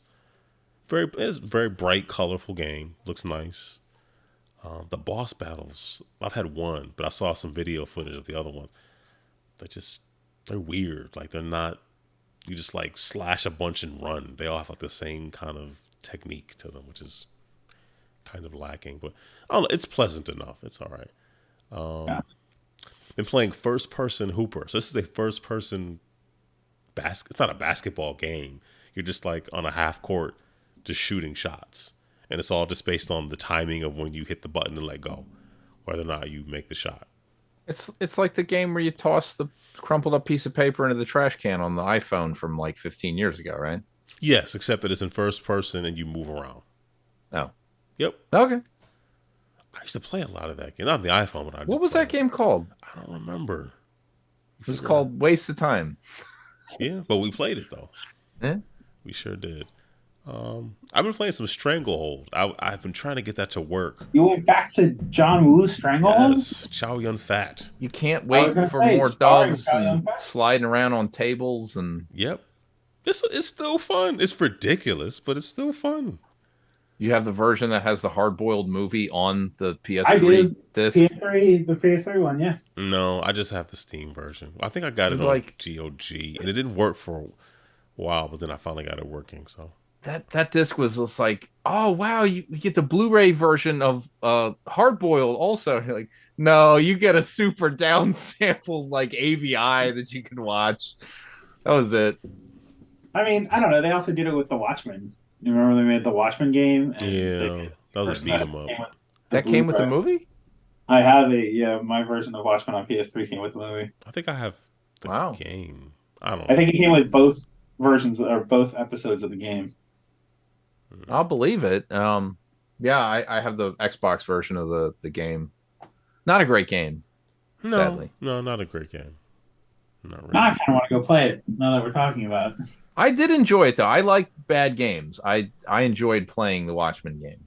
I mean, how bad can it be? Because it's co-op, right? You're playing either as Rorschach or Night Owl. I didn't remember it actually being co-op, but yes, you do play as both Rorschach and Night Owl. Game you can't play as co-op, like, or is it like the Star Trek game where I think you have to have 2 copies of the game? I don't remember. It's been a long time. It was originally planned as 4 parts, and they're just like, well, here's 2. That's enough. I'm not surprised by that. Watchmen: The End Is Nigh, the complete experience. The complete experience. It's complete now because 3 and 4 don't exist. Because we're done. All right. So, Mike, since you mentioned all the pinball, I also went back and started playing some Yoku's Island Express, which is a Metroidvania-esque pinball-inspired game about a dung beetle and the dung beetle's misadventures on this island delivering mail. I was going to say on a bunch of platforms. Yeah, I beat it on the Xbox. I'm playing everything on the Steam Deck now, so I'm still very excited about the Steam Deck. I've had it for a decent amount of time, but I play as many things as possible on that thing. It's very convenient. I think you're just happy to still have it. So that too. That too. So that's it for me. What have you been playing, Tiny? So I'm going to start off with maybe a showstopper, which has nothing to do with what I have written down. I played a physical game this week, or weeks.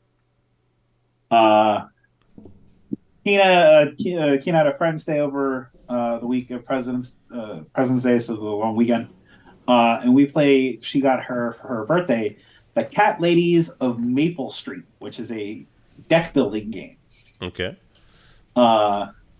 Where the objective is to collect as many cats as possible.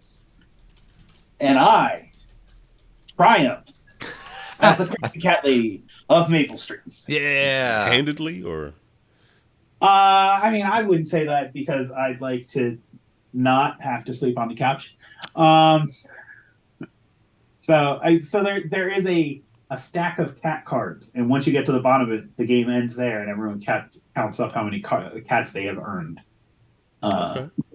And I earned the most. Are these sets of like cats or just cats? Period.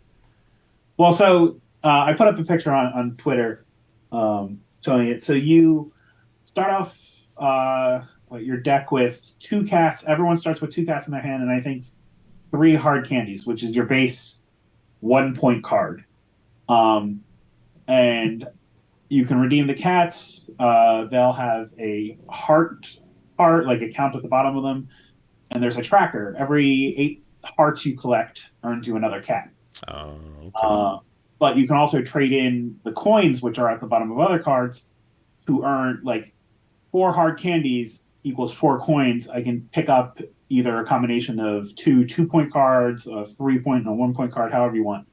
That goes into your discard deck, and then you once you run out of cards in your draw pile, everything in your discard deck now gets reshuffled. So you are feeding your discard deck so that you can get it into your draw deck as soon as possible. It was fun. We had fun with it. I think we played 2 or 3 games, or 2 games, and one was like a practice, and then sounds the real deal. I'm not familiar with this one. I have to look it up. So it was fun. We were also going to play Boop, but I think everyone was a little card gamed out or physical board gamed out afterwards. I feel like it's somewhat ironic that this Cat Ladies game is made by a company called Sweet Bros. Not only that, it's 2 dudes that made this game. Right. Because if you go to the website, because like there were questions we had about certain things, like how you interpreted the text on a card. So they have a whole Q&A section about like what is the rule for like there's one card you play it, and then the question was, well, by playing it, does that count as enacting the rule, or do you have to play a second card to be the subject of the action on the first card? So yeah, there was stuff there. So yeah, so it was fun. Had fun. Like I said, there's a picture up on Twitter to see my pile of cats. I think I owe GameStop an apology. I also tweeted at one point last week, or maybe over the weekend. I was not confident that I was ever going to see a physical copy of Metroid Prime because the GameStop website still says waiting for stock availability. But I will say my copy showed up on like Tuesday or Monday. Cool. So that's cool. Me and Keena started playing a game called, I think, Blanc. It's Blanc, but I think there is Matt LeBlanc. Yeah, it's actually a Matt LeBlanc simulator. You have to you control the legs. The second player controls the arms. Sounds delightful. Wait, there's a Woe. No, that's not Woe. That's Joey Lawrence. See, I failed at my Friends joke now. But also, I don't know. How you doing? I was not going to go with a Friends reference. Actually, I was going to go with Matt LeBlanc was in the Lost in Space movie. The very forgettable one that I believe has a pinball machine based upon it. I saw it in theaters 3 times. Why? Because I thought it was good. And I saw it once, and that was enough. I mean, yes. Sega in 1998 produced a Lost in Space pinball based on this movie. Right, based on... Now, let's be honest. As terrible as the movie is, all-star cast. Like, almost every one of them went on to have, like, a bigger career. Hey, how many supergroup bands do you know that are actually successful? I don't know. I feel like I legitimately couldn't answer this question even for this analogy. So, because I don't know supergroups. Oh. I mean, say about the closest one that I think ever really worked out. It's probably something that I'm forgetting, but the damn Yankees did that "Can You Take Me High Enough" song. Or Temple of the Dog, maybe that might work. Hunger Strike. That'd probably be about it. But other than that, for the most part, these supergroup bands that get together are just like, yeah, it's a bunch of egotistical maniacs that can't work well together, and it just doesn't work out. And I mean, I guess that could be, like, I think the one who's probably done worst is the kid who played Will Robinson. But I'm looking at their IMDb pages, and like, William Hurt was in this movie. I have the trailer on mute. It does not look good. No, it's so bad, and it ends on a cliffhanger. That was bold. Where, like, they traveled through time. But, like, anyway, they're just, like, Heather Graham, Lacey Chalbert, Mimi Rogers, a bunch of people I would recognize in here. Some arms flailing. Gary Oldman. Gary Oldman is Dr. Smith. So Matt LeBlanc is Don West. He's the, and anyway, the robot had a cool design before they mess it up and make him look more like the robot. Like the original robot, it's a really cool, like, bulked up design. Anyway, yeah. But anyway, that was all to talk about a joke that I didn't make. Explaining jokes that didn't happen is even better than explaining a joke that didn't make happen. It funnier. So anyway, I heard about Blanc, I think, on the Nextlander podcast. I think Vinny was talking about it. It's a co-op game. One person plays as and I had this question. A fawn is a female deer. Is there a generic term for just like a young deer? A deerling, maybe? No, a fawn is a young deer. A doe is a female deer. That's it. Doe, a female deer. Okay, doe, yeah. a deer, okay. A female deer. Yeah, okay. So Ray, you play golden, as a fawn. One person plays as a fawn. The other person plays as like a wolf cub. Like you start a contentious relationship, but like you get flashbacks that for some reason your pack or whatever family unit a deer has moved on without you. So, I like, think that is the family unit. so like you're getting this, and it's very trying to think of the game. Like it's very flat shaded. So like it runs on the Switch very well. The one funny thing that we kept making, it's only supposed to be like a 2.5 hour game, and we're about halfway through it. The one thing I will make fun of is that the wolf cub has a humongous head. Like, I'm surprised this wolf cub does not fall over every time I'm making him move. It's a nice looking game. Looking at the yes. Yeah, like it's fun. We were having fun. It's a environmental platformer, like puzzler kind of thing. You're like the wolf cub can pull things with its jaw. The fawn can jump higher, and like you're going through man-made environments, but there's been a blizzard, and like you never see any. We so far have not seen another living creature. So it's yeah. I mean, it's caught like it's one of the ones we've been playing. We started playing, and yeah, I mean, check it out. I think it's $15 on. It's on Switch and PC, if I remember correctly when I went and looked it up. So yeah, so we've been playing that. Otherwise, I'm still doing Breath of the Wild. I'm back at that, and Fortnite every once in a while. They had a Sam Wilson Captain America skin, so that is now who I am playing in Fortnite. Including with the glider, he gets the actual falcon wings, which I very much like. So yeah. So I mean, aside.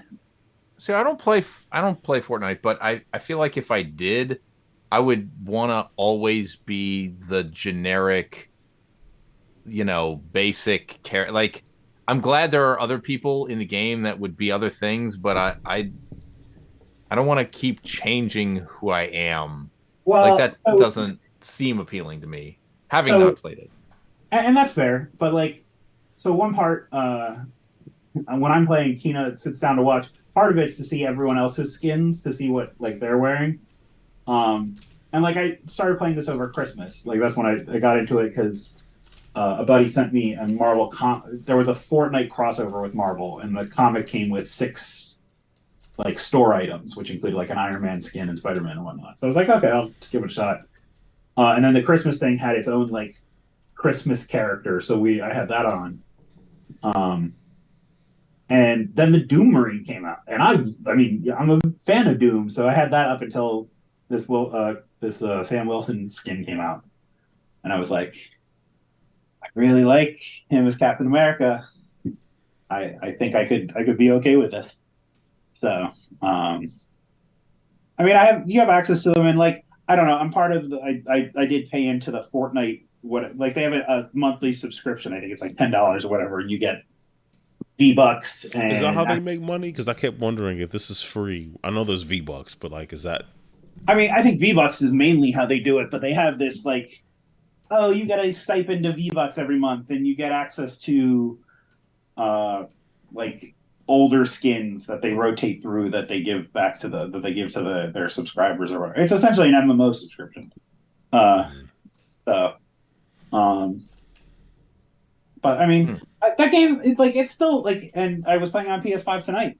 It's super impressive looking with the new updates they pushed, with like ray tracing and whatnot, and global illumination. It looks good, like surprisingly good. So yeah, I can imagine a scenario where me in a different dimension or whatever loves this game, and I played this like I play Rocket League or something like that, but I'd say the same idea. I just don't know.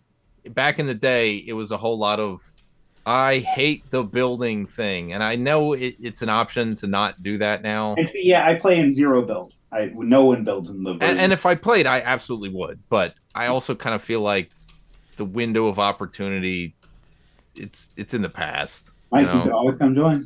I could. I mean, I could also go and join a dance class, but I'm not going to do that either. I mean, I also did that last month. There you go. So, I mean, the thing to look at, like, they're throwing weird stuff. Like, there's a Creed to tie into the movie. I think there's like a Melee only version of what movie? Fortnite. Creed 3. Oh, Creed. I'm thinking you said Creed. I'm thinking of the band for some reason. I'm like, no, Creed what? 3, where Kang fights Killmonger. Yeah. So we're Jonathan Majors and Michael B. Jordan, but like there's some kind of Creed. I tried to join it. I couldn't figure out how to do it. Kind of thing going on where you can get a Michael B. Jordan skin essentially by participating in it. So, I mean, again, I've said this before. Fortnite is the metaverse. It is where all of the brands come to meet, except for Nintendo characters. But yes, that's the one exception, right? Yeah, for now, like, but I could see them letting Samus in, or the main character from Geist, that everybody's been anxiously anticipating. I mean, it's still a better reference than the main character from Project Hammer, a Wii game that never came out. So, Codename Steam, you know. Yeah, people are talking about Codename Steam. And like weirdly positively, and I like tried to really like that game. That game wasn't any good. Like I liked the idea of it in Americana or whatever, but like the game wasn't very good. So anyway, so yeah, like those. I don't know. We talked about it last week or the last time. Unfortunately, no one gets to hear it because we lost some of the audio. I'm feeling kind of burnt out on games. Like I'm trying to find something to grab me and. Well, I mean, I'm into board games. Mike's doing pinball, so I mean. So someone's got to keep this alive. I got you. Well, we all still play video games. Just don't get me. I mean, Mike still has an arcade. He didn't tear it down just for pinball games. He just added pinball games. Not yet. I was gonna say. I mean, there's only so much Mike space. Was talking tonight. Like we should be trying to be like, hey, so Mike, when are you gonna start selling off that collection? Like, what's that? I mean, I have the way things are set up now. I've thought about it a lot of different ways. I want to still keep things confined into that room, except for overflow, which is just storage. Storage returns when I move the chairs out and we can, full wall it. But I don't want there to be like, oh, well, this room has been taken over by other things. I need to be sensible about this, meaning something comes in, something's got to go. Nah, just keep adding shelves. Keep everything. So speaking of overflow, because I did bring this thinking there would be more vendors this weekend at the Rubit. I started going through and figuring out what I have duplicates of. Here we go. Like 45 copies of the Conduit for the Wii. No, I mean there are definitely multiple copies of Nintendo Land, but I'm betting long on Nintendo Land. You're betting wrong on Nintendo Land. The long con.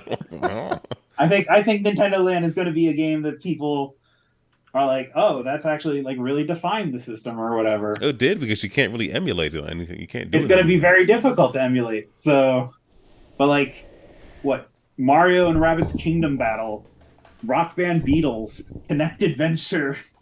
These are all duplicates? These are all duplicates. Epic Mickey 2. WWE Battlegrounds. We know why. Terrible game. Ghost Squad Without a Case. Captain Toad's Treasure Tracker. Astro Boy. Dance Central 2. I gotta say that that new Mario and Rabbids game is probably going to depreciate the fastest. I wouldn't be surprised. It feels like no one's talking about it anymore. Is it because it's not good, or just people are like, all right? I think it's going back to the well that like was funny for once. I'd have it. Like it's fun to play. Like there's nothing wrong with it. As someone who still declares the first one as my favorite Switch game, I fell off of the second one to the point where I don't even think about it anymore. I didn't dislike it. I actually enjoyed the hour-ish that I played, but I don't know. How did we not hear all that stuff falling? Like your microphone is really good. Muting your mistakes. I do have the gates set up to try to be better because like I'm not wearing headphones today, and that's true. Yeah, you have it set up well. Yeah, but Mike, back to your point. Sometimes it's difficult to go back to something. It's like, well, I did this and I enjoyed it more the first time I did it. In theory, I would like to. It's on a list of 1,000 games that I would like to go back to and play at some point. I mean, it's on my list of like, yeah, I want to play it. But like, but it's an Ubisoft game, and Ubisoft games drop like a rock. There's no point buying any of them day one. But okay, I did buy it. And it's like now it's on the shelf. I shouldn't say no point. I just Other stuff has replaced it that has now also aged out of like current attention. Which is why like I need to stop buying games. That's right, not never happen. Again. I mean, you just got that sculptor's cut, for $8,000. I mean, yeah, I paid. I actually got a box copy, so you'd be very impressed. I would be very impressed. But yeah, I mean, I don't know. Like that's where just nothing's grabbing, and I like go back to something you like already. And like the PSP stuff will be interesting, but like part of it's like stuff keeps coming out broken. So like I keep trying to go back to Pokemon because like I want to play Pokemon Scarlet and Violet, but like is it fixed now enough to play it? Like I know a lot of people that enjoyed playing through it and didn't see anything. So, but in my head, there's an issue. So why play it right now? Anyway, so. I don't know, Breath of the Wild. I'm still looking forward to Tears of the Kingdom. Like that game, I am very much gonna. And that Nintendo Direct that we didn't talk about, but would have been from the last show, had some fun stuff in it, like the Grandia Pat and Kaitos collection and whatnot. So, oh yeah, that did come out. And GBA games and GBA games, Game Boy games, Game Boy Color games. So. And the emulation is supposedly very amazing. So I guess they learned from the previous times. Like do it right. I will talk about two things that are related real quick. Sure. Did you watch the Tetris trailer? I did. So looking forward to watching that movie at the end of this month. I don't understand why the casting for Hank Rogers is what, but outside, I mean, he's a good actor. It's Elton John / Eggsy from the Kingsman. I understand why him. I didn't get that, but it looks good. And regardless, it still looks good. Oh, and Danny from Gamertag Radio, Godfrey, he interviewed Hank Rogers and Alex Pajitnov like this past weekend. So that's one of their latest episodes. Is him interviewing both of them at the same time. So that's pretty dope. And then, with decriminalization, like how pinball was criminalized in New York, for example, and the guy from the New York Times that ends up going, what is it? Congress? Is it a Congress hearing or a Supreme Court hearing to demonstrate that it's not a game? There is a game of skill as pinball. It's not just a game of chance, which was the whole point of it being outlawed. Yeah, the crux of it being outlawed. Yeah, the very interesting thing about all of this to me is, I've heard some of this, over the years, and the original pinball machines did not have flippers. It was literally just launch a ball, sort of like Plinko, see what happens, blah, blah, blah. And, big difference. The only skill involved was how hard do you plunge the ball or, however that game was set up. But the reality is these games play on the same like chemistry in the brain as slot machines do. The literal bells and whistles, the sounds they make, the flashing lights. There's a reason why Bally still makes slot machines and used to make pinball machines. They weren't completely foreign ideas from each other. It's all about what stimulates the brain in a certain way and makes you want to put more money in to keep doing the thing that causes the things you're seeing. It's it was not an accident.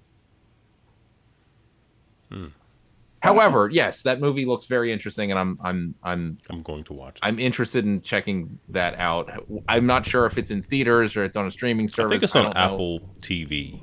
That was my Tetris is. I don't know where pinball is. Oh, pinball, sorry.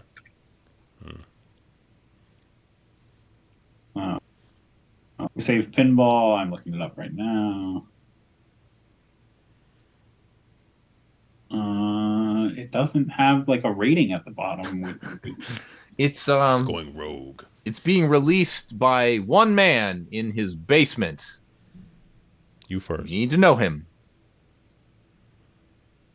Yeah, exclusive. Meet him.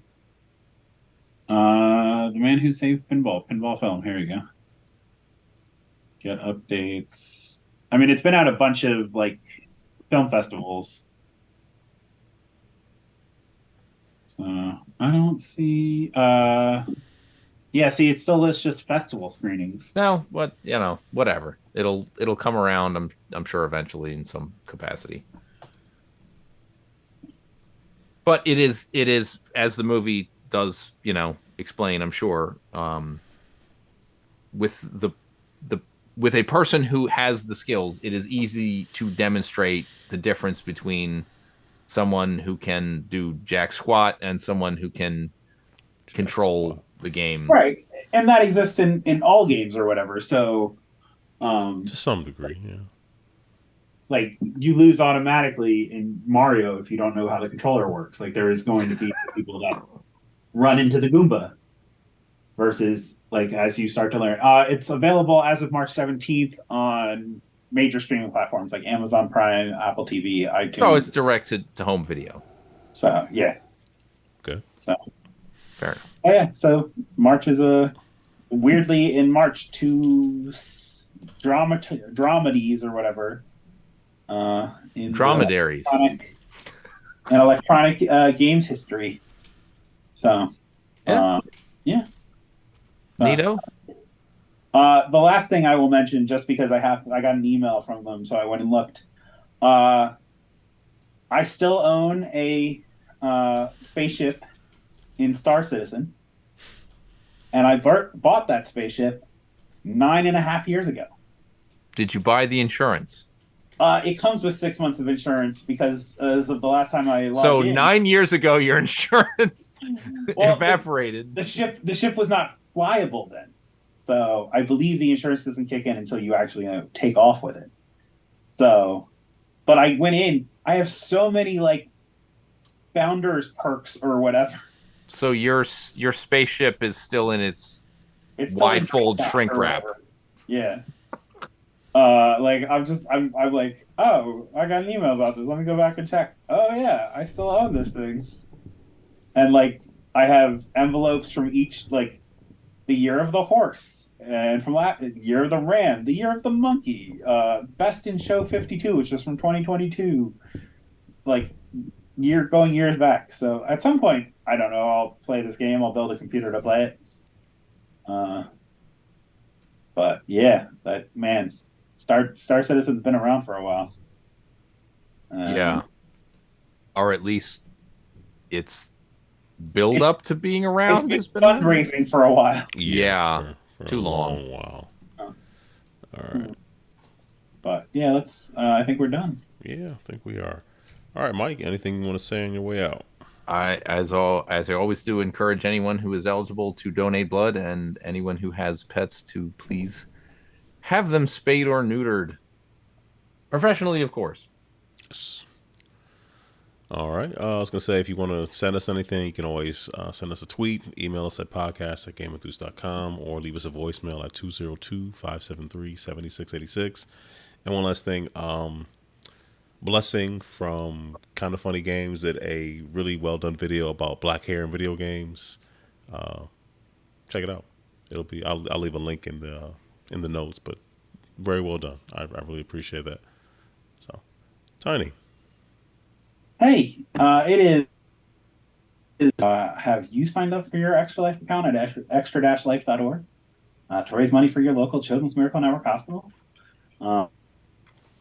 Or you can go to extra-life.org/team/GameEnthus and donate to your favorite GameEnthus personality. Right now, it's me and Donnie, I believe. You'll say I'm logging in right now to inquire upon my status. I'm going to do it. And at the end of the month, Keenan and I will be going down to Florida for Extra Life United. So if you're going down, I mean, obviously come say hi. I'll be the one tearing my hair out or whatever about computers.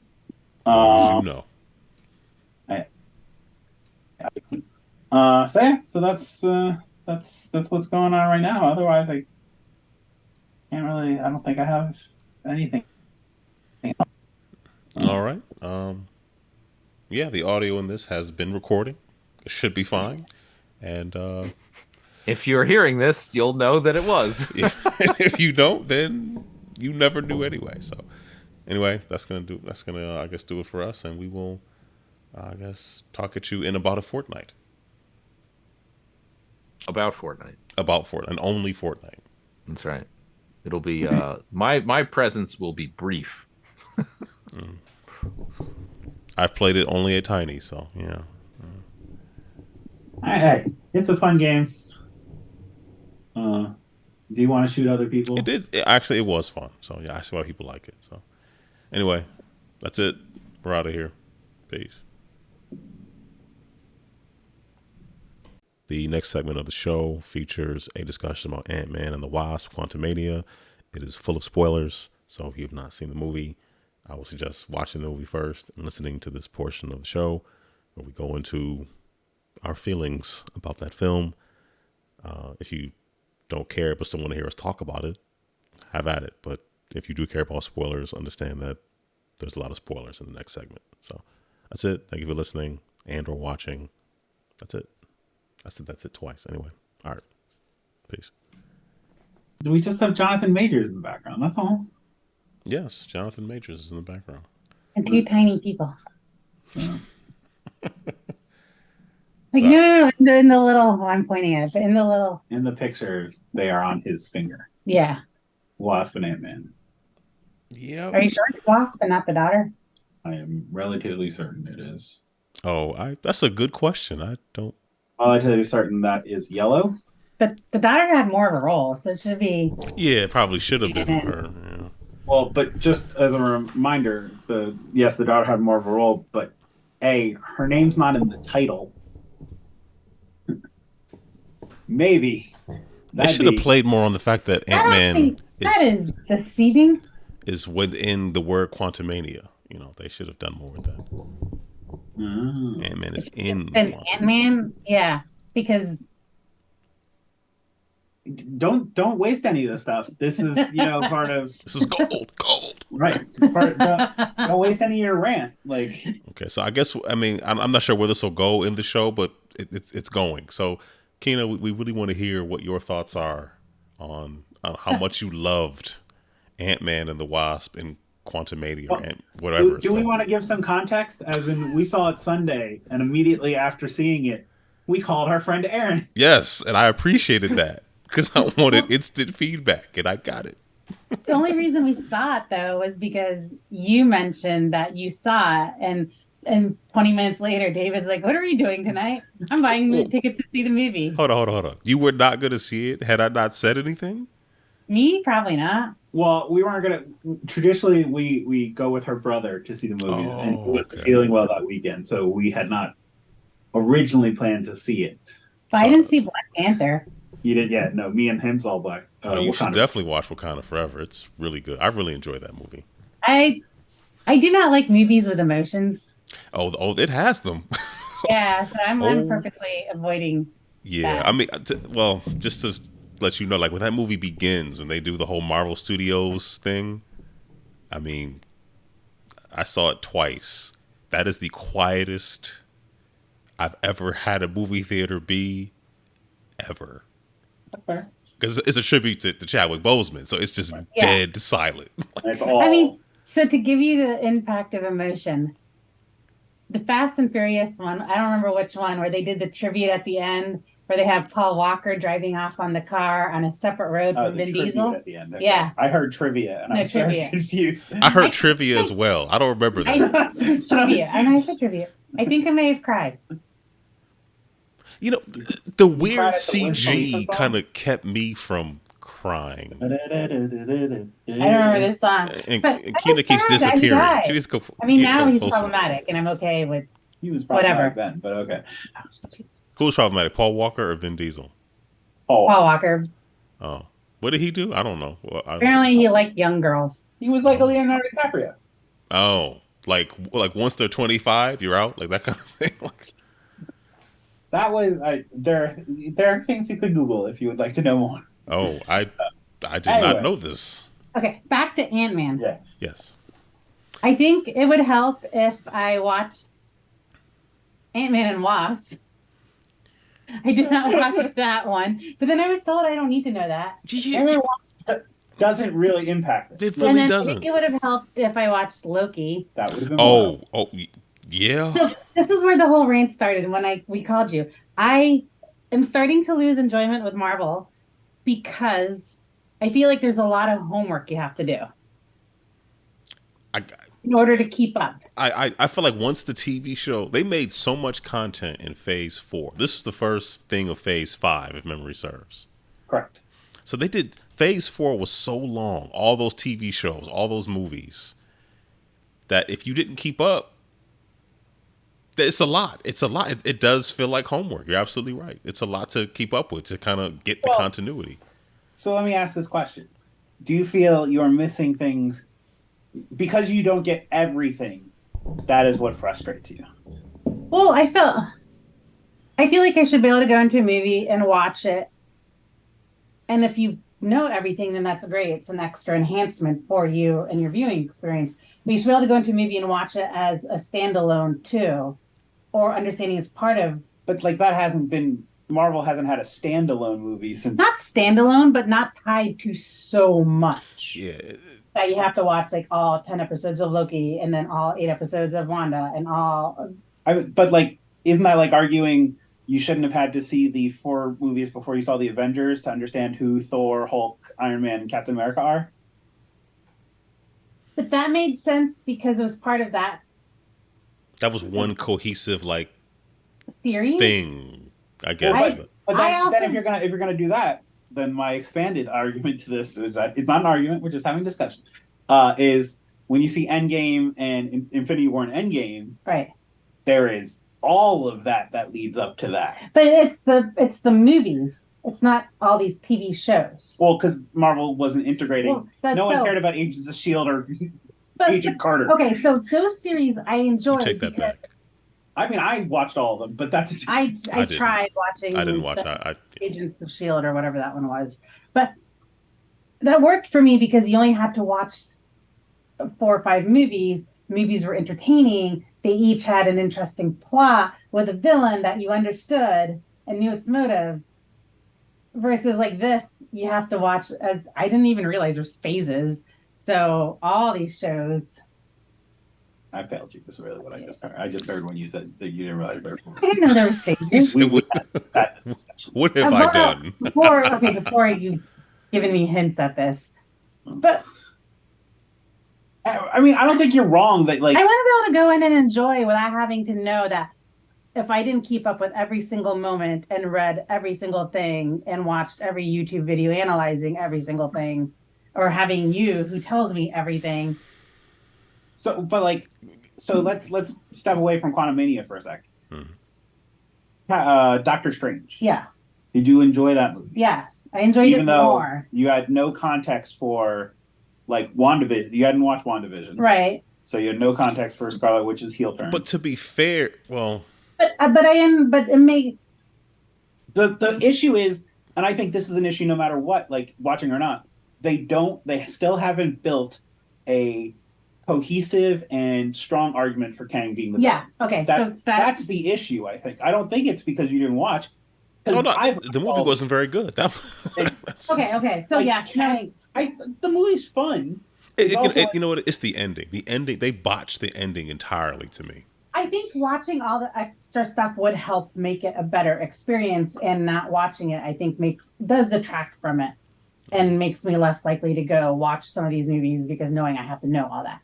But then aside from that, yes, Kang. Like I didn't understand his motivation. Like, why was he doing all this stuff? I know nothing about Kang as somebody who's never read comic books or watched the cartoon from like whatever. Yeah, and they failed. I mean, essentially, if most of the people going to see this are not going to be people who are deeply into comic book lore, which is the average person, they failed entirely to really establish him, one, the motive, and then how was he going to be the big bad, but then like he seems menacing and domineering in one scene, And then like later on in the movie, it's like, well, he's getting run over by ants. Like, what are we doing here? Well, I mean, Doctor Doom got beat by squirrels, so like, let's not throw any. Also, nobody wants to see that either. I mean, if Squirrel Girl is going to come in and save everyone, I'm okay with this. Just the whole storyline, even like with the mother being weird and not.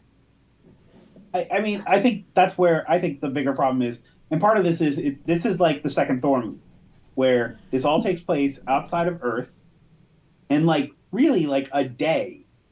There's nothing like Thor in the whatever the dark world or whatever. Dark World. Like most of that, like they're only on Earth for 20 minutes of that whole movie. And same for this one. And Kang is never like you see the Council of Kangs at the end, and you see the reference to Loki season 2 with the teacher Victor Timely or whatever. Yeah, Victor Timely. See, I didn't understand the council. But like understanding that stuff, that's why they're end credits. Isn't required. Like it's the same idea as all the times they showed Thanos. Thanos made sense to me because he came across as a big bad. But not right away though. They did a like, slow burn who's like, for him. But they built it up. So they provided enough context around it and that you were invested in the storyline. So like, Aaron, I'm gonna give you an analogy here. Is this a Kingdom Hearts problem? Weirdly also a Disney property.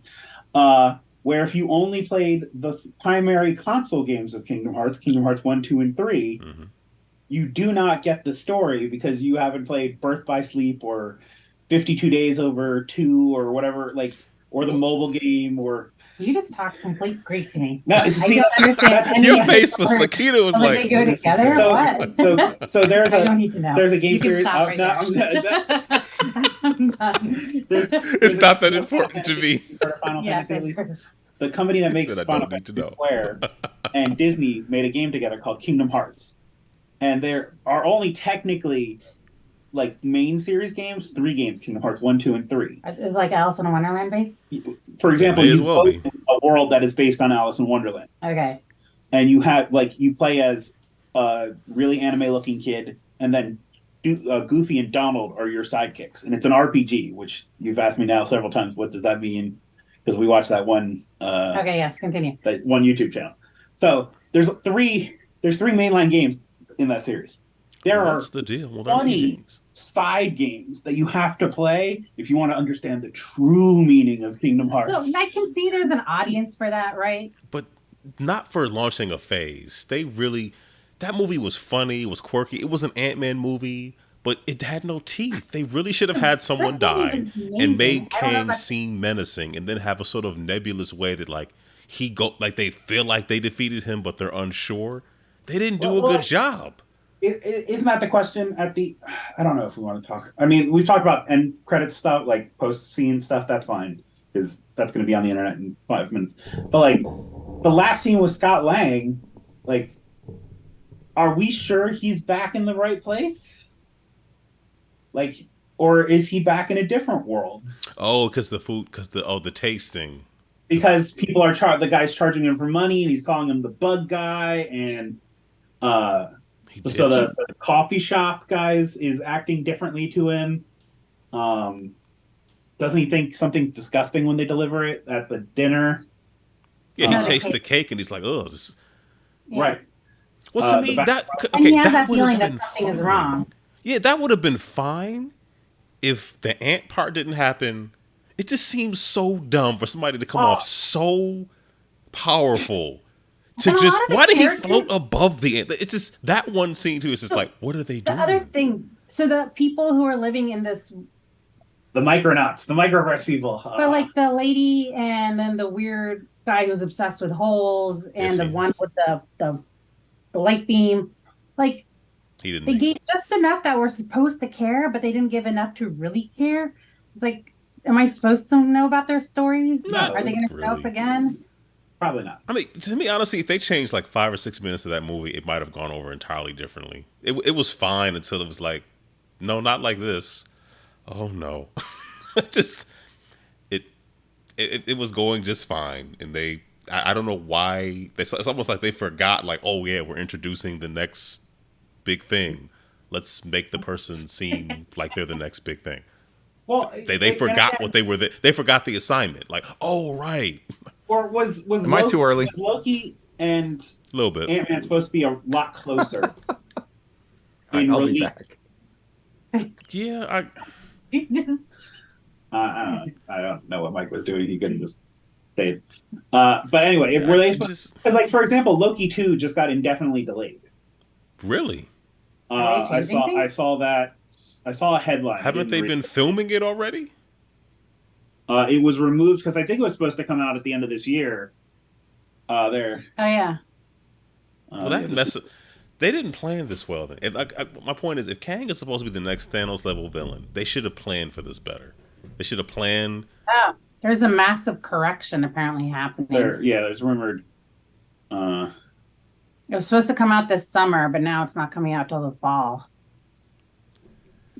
All right, and it's supposed to come after Secret Invasion. But here's the problem, though: if you don't do anything with Kang in the Marvels and Garth, if we don't see anything from this character, why are we going to care? Well, but I mean, okay. You and I are going to go. You and I are going to spend our money again with what happened with Thanos. Like, I don't think Thanos is in the first Thor movie. Like, no, there's an Infinity Gauntlet. If people are starting to lose interest and feel like the quality of these movies is tanking, my excitement for this movie was so much higher than any other solo Marvel movie just because of what they were introducing. And they didn't do a good job. And it's like, how do you mess that up? Part of the fun for Ant-Man was characters were good. Like, Ant-Man was good. I liked his crew. I wish they had the crew back. Oh, yeah. Fun. Michael Pena and T.I. Yeah. And although the other guy did the voice of the guy, the globby guy, apparently. Yeah. I didn't know that. So, like, I think that made like this one, they weren't. Well, but again, this is He's supposed to be a serious guy in this movie, I think, but I mean, he's not a serious guy. With his like autobiography and whatnot, I don't know if he's supposed to be a serious guy. But like again, this movie takes place over hours. It was like this. It was fine just until it wasn't. I'm glad you liked it. I was so disappointed. I was enjoying it, and at just that ending, I was like, I think it's a fun movie. I think it does. It does not do well to set up Kang as. No. Like, I still haven't. I meant to go look up who the third Kang is. Like, I know Ron Tut, I know Immortus. Yeah, I don't know who the other one is either.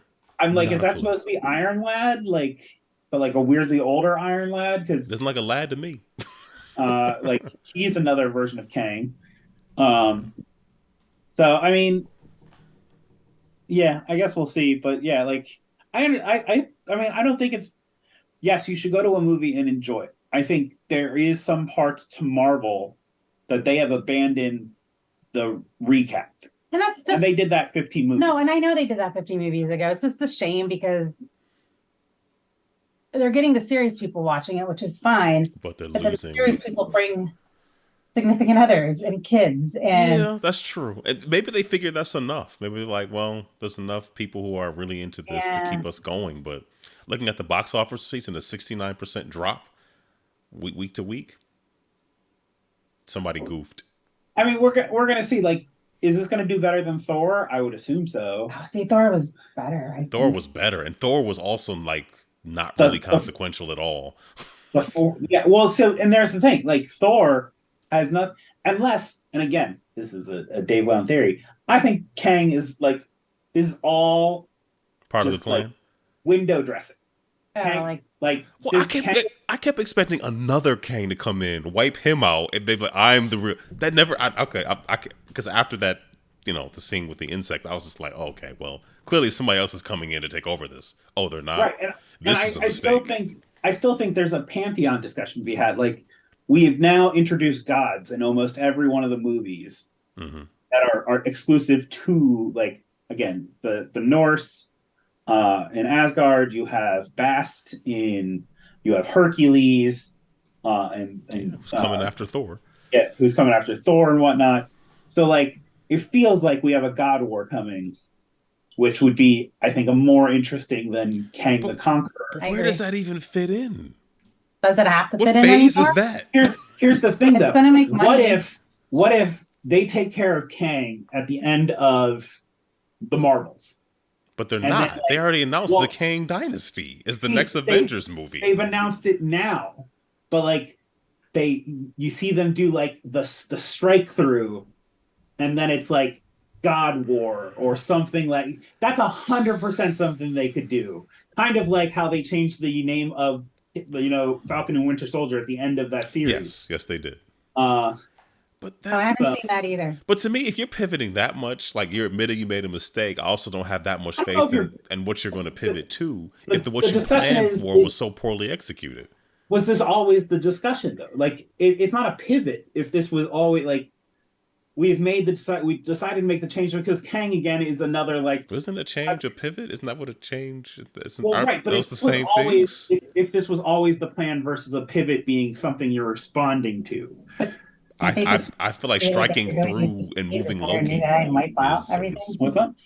And they just do what they are doing. No, the problem with DC doing that because they only have like 6 movies in. Marvel's like 26 movie or whatever in like striking like recasting. In 30 years they're just gonna redo all of this. Well, they will. Yeah, they will. Most of the actors will be dead or whatnot. That's acceptable. Dead? Like how many of these actors are so old that we expect them to be dead in 30 years? I mean, won't be acting. Well, so Mike, you didn't see Wakanda Forever, right? I think the last thing that I watched was Kamala Khan. They're setting up for 20 years down the line for someone to be a hero in Wakanda Forever. I saw. They are Kamala Khan. What was it called? What was the actual show called? Ms. Marvel. Ms. Marvel. Okay. Best thing Marvel's done in a long time. It's very good. It's very good. I really enjoyed it. A lot of the TV shows are good. Especially, learning about. I didn't know a whole lot about Partition, so it got me to really do a deeper dive to learn a whole lot more about all that. Because those are things that we had to take some breaks because my family went through Partition. Right. Yeah, that's real. So, and I was telling my mom about this show, my parents, and I was like, "You guys may want to watch it, even though it's like super." I mean, those 2 episodes really deal with Partition. Yeah. Yeah. And then they go to the stupid fight. Because I didn't know it deal that much with Partition. And when we got to that, I was like, "Oh, I'm not in the right mind space for this. So can we take a break?" The only thing I didn't like on Ms. Marvel was the last episode. I was kind of like, it's saying the issue I had with Hawkeye, where it's like, do you want this to be for kids, or do you want this to be? It didn't stick that landing of like, we're going to be violent and mean it, or we're going to pull our punches because we want a younger audience to come. I honestly, the only thing I remember about the end was that it was just like, oh wait, that was the last episode. I felt like this episode was happening, and then all of a sudden it was just like, wait a minute, they're all talking like this is the end. Oh, this is the last episode. What just happened? It just sort of just ended. Oh, and the special effects were also bad. Not bad, but they were. I don't remember. Lacking. It was the damage control and the. It was the Home Alone school episode. Yeah. That's the last episode where they're like, "Oh my God, you can't catch me!" Yeah, I remember. And it's also nice to be able to if you want to recommend the show to somebody who doesn't know or care or want to watch 700 movies or TV episodes or whatever. Just like, look, all you need to know is there are superheroes in this world, and she digs them, or at least some of them. And that's all. That's it. That's enough. The rest of it's sort of explained in the show. I mean, I would kind of argue. I think most of the shows are that way. If you're fine with that, because you have no idea who Marvel is or whatever when she's talking about that, or why the bangle is related to the Infinity Stones, and now the theory is that Kang has. One of the other Kangs left it for the future, for the past. There's a whole bunch of theories about. Does Kang stand for something? No. It's like an acronym. No, it's just Kang. It'd be fun Kang for me, not for the paying audience. Mr. Fantastics and Disney's want of money forever. But wouldn't it be great if one of these super villains just won, and then be like, oh, and that's how the universe ended. And then they don't make any more movies. That'd be great. It's just over now. I was going to say, isn't that what Endgame is? Until the what you would have thought, except for he didn't win. No, he did not. He did for a little while. For a little while. He 100% won, and he went and retired. And then he got his head chopped off. He accomplished Those his are prizes. because actions happened afterwards, but he accomplished his mission. He really did. And then he they was did some seasoning sort his of a food. time travel thing where they said it's not like Back to the Future, and then I watched it and I'm like, It's like Back to the Future. what part of it's not like Back to the Future? Yeah. I don't know. They're still gonna get my money, but I've many criticisms. Oh, I my expected money better. is going to Disney Plus. That's where my money. So they are getting my money, Right. but I will watch these things when they are moldy and crusty. What's next? What's the next one I got to watch? Like Hulk Eternity Guardian. Law or whatever. Oh yeah, I'll watch Oh, Guardians. Guardians in May. Yeah. Even the last movie was dumb. I like all the Marvel- Guardians so far. Marvel movies. I like Yeah, that. the Marvels is November. Yeah. And then like we were seeing Secret Invasion is coming up. But what is? I've never even heard of that. Like what? Secret Invasion is related to, you remember the green guys in the second Spider-Man movie? Scrolls. Skrull, The they're also in the shapeshifters. Marvel movie. Oh yeah. There is a sect of them or whatever, depending on how they tell it, that have come and replaced like key humans. Oh, I remember. Okay. We saw the trailer for that. Yeah. This one is I have to keep essentially track of everything. I'm forgetting. we're finally giving Sam Jackson another significant role. I mean, we'll see how significant it is, because I think he had a 6-picture deal, so I think it's rapidly approaching. Oh well, his face is on the ads that I see. So I Yeah, I suspect think he'll be that's- in it a lot. Just Unless he because gets it's- killed yeah, off and then doesn't- Drew Barrymore takes up. I mean, Nick this Fury. movie here, the Ant-Man and the Wasp movie, it's Ant-Man and the Wasp. Wasp was barely in it compared to weirdly, Michelle Pfeiffer kind of replaces the Yeah. Wasp in this movie. Yeah, And the she daughter. does. Well, she was the original Wasp. They didn't say which Wasp. Right. Technically, she is the original that's- Wasp. bullshit. I mean, Sorry. just like, and we'll finish this so that we can do the regular. We'll transition to the regular show. I love how much Hank Pym loves ants. I thought that was great. I enjoyed every time he's like, ants are just cool. That's why I like ants. I like that he's phoning it in because he can barely walk now and move his limbs. It was a fun movie. It definitely was an Ant-Man movie, but there was an assignment that it didn't turn in. Yeah, it could have been better setting up the big bad. That's fine. Because Loki introduces a different Kang. It's not the same Kang we see in the movie, and that's where I think the biggest confusion is.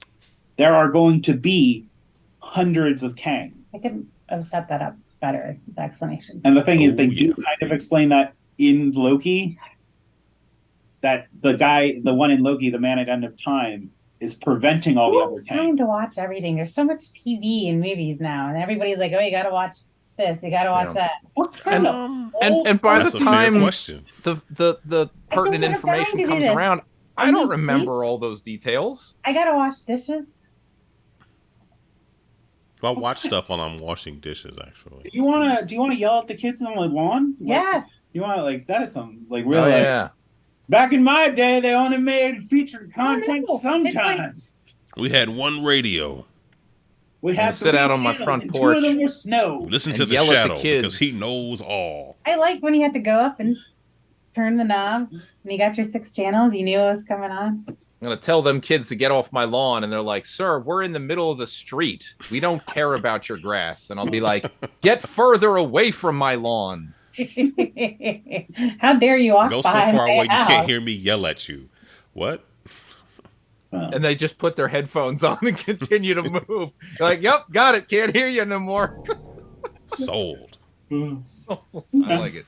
Are you kicking me out now? I'm not kicking you out. I can. We can talk about. I'll just go fade into the black. I Ah! was going to turn off the background now. So, no, I mean, if you would like to stick around, but Yeah, you are more than welcome. that's up to you. I have opinions about video games too. If you want to stick around, you're more than welcome to stick I'm around. out. So, All right, well, thank you for joining us, Keena. We look forward to hearing. He's Yes, got I me look playing forward more to video listening. games. To that part of the show in roughly 6 to 12 months. Aaron, did we capture your mic audio? Yes, I believe all the audio was captured. Well, the test I did was fine, so this should be fine. Well, at least then you won't have to write spoiler alert before you air our segment. That's true. Okay. Oh, he's yawning, ladies and gentlemen. It's over. I apologize. So He's I falling don't know asleep. why. okay, Hmm. yeah, okay. Let's get her out of here and then Bye. Bye. Bye. start off.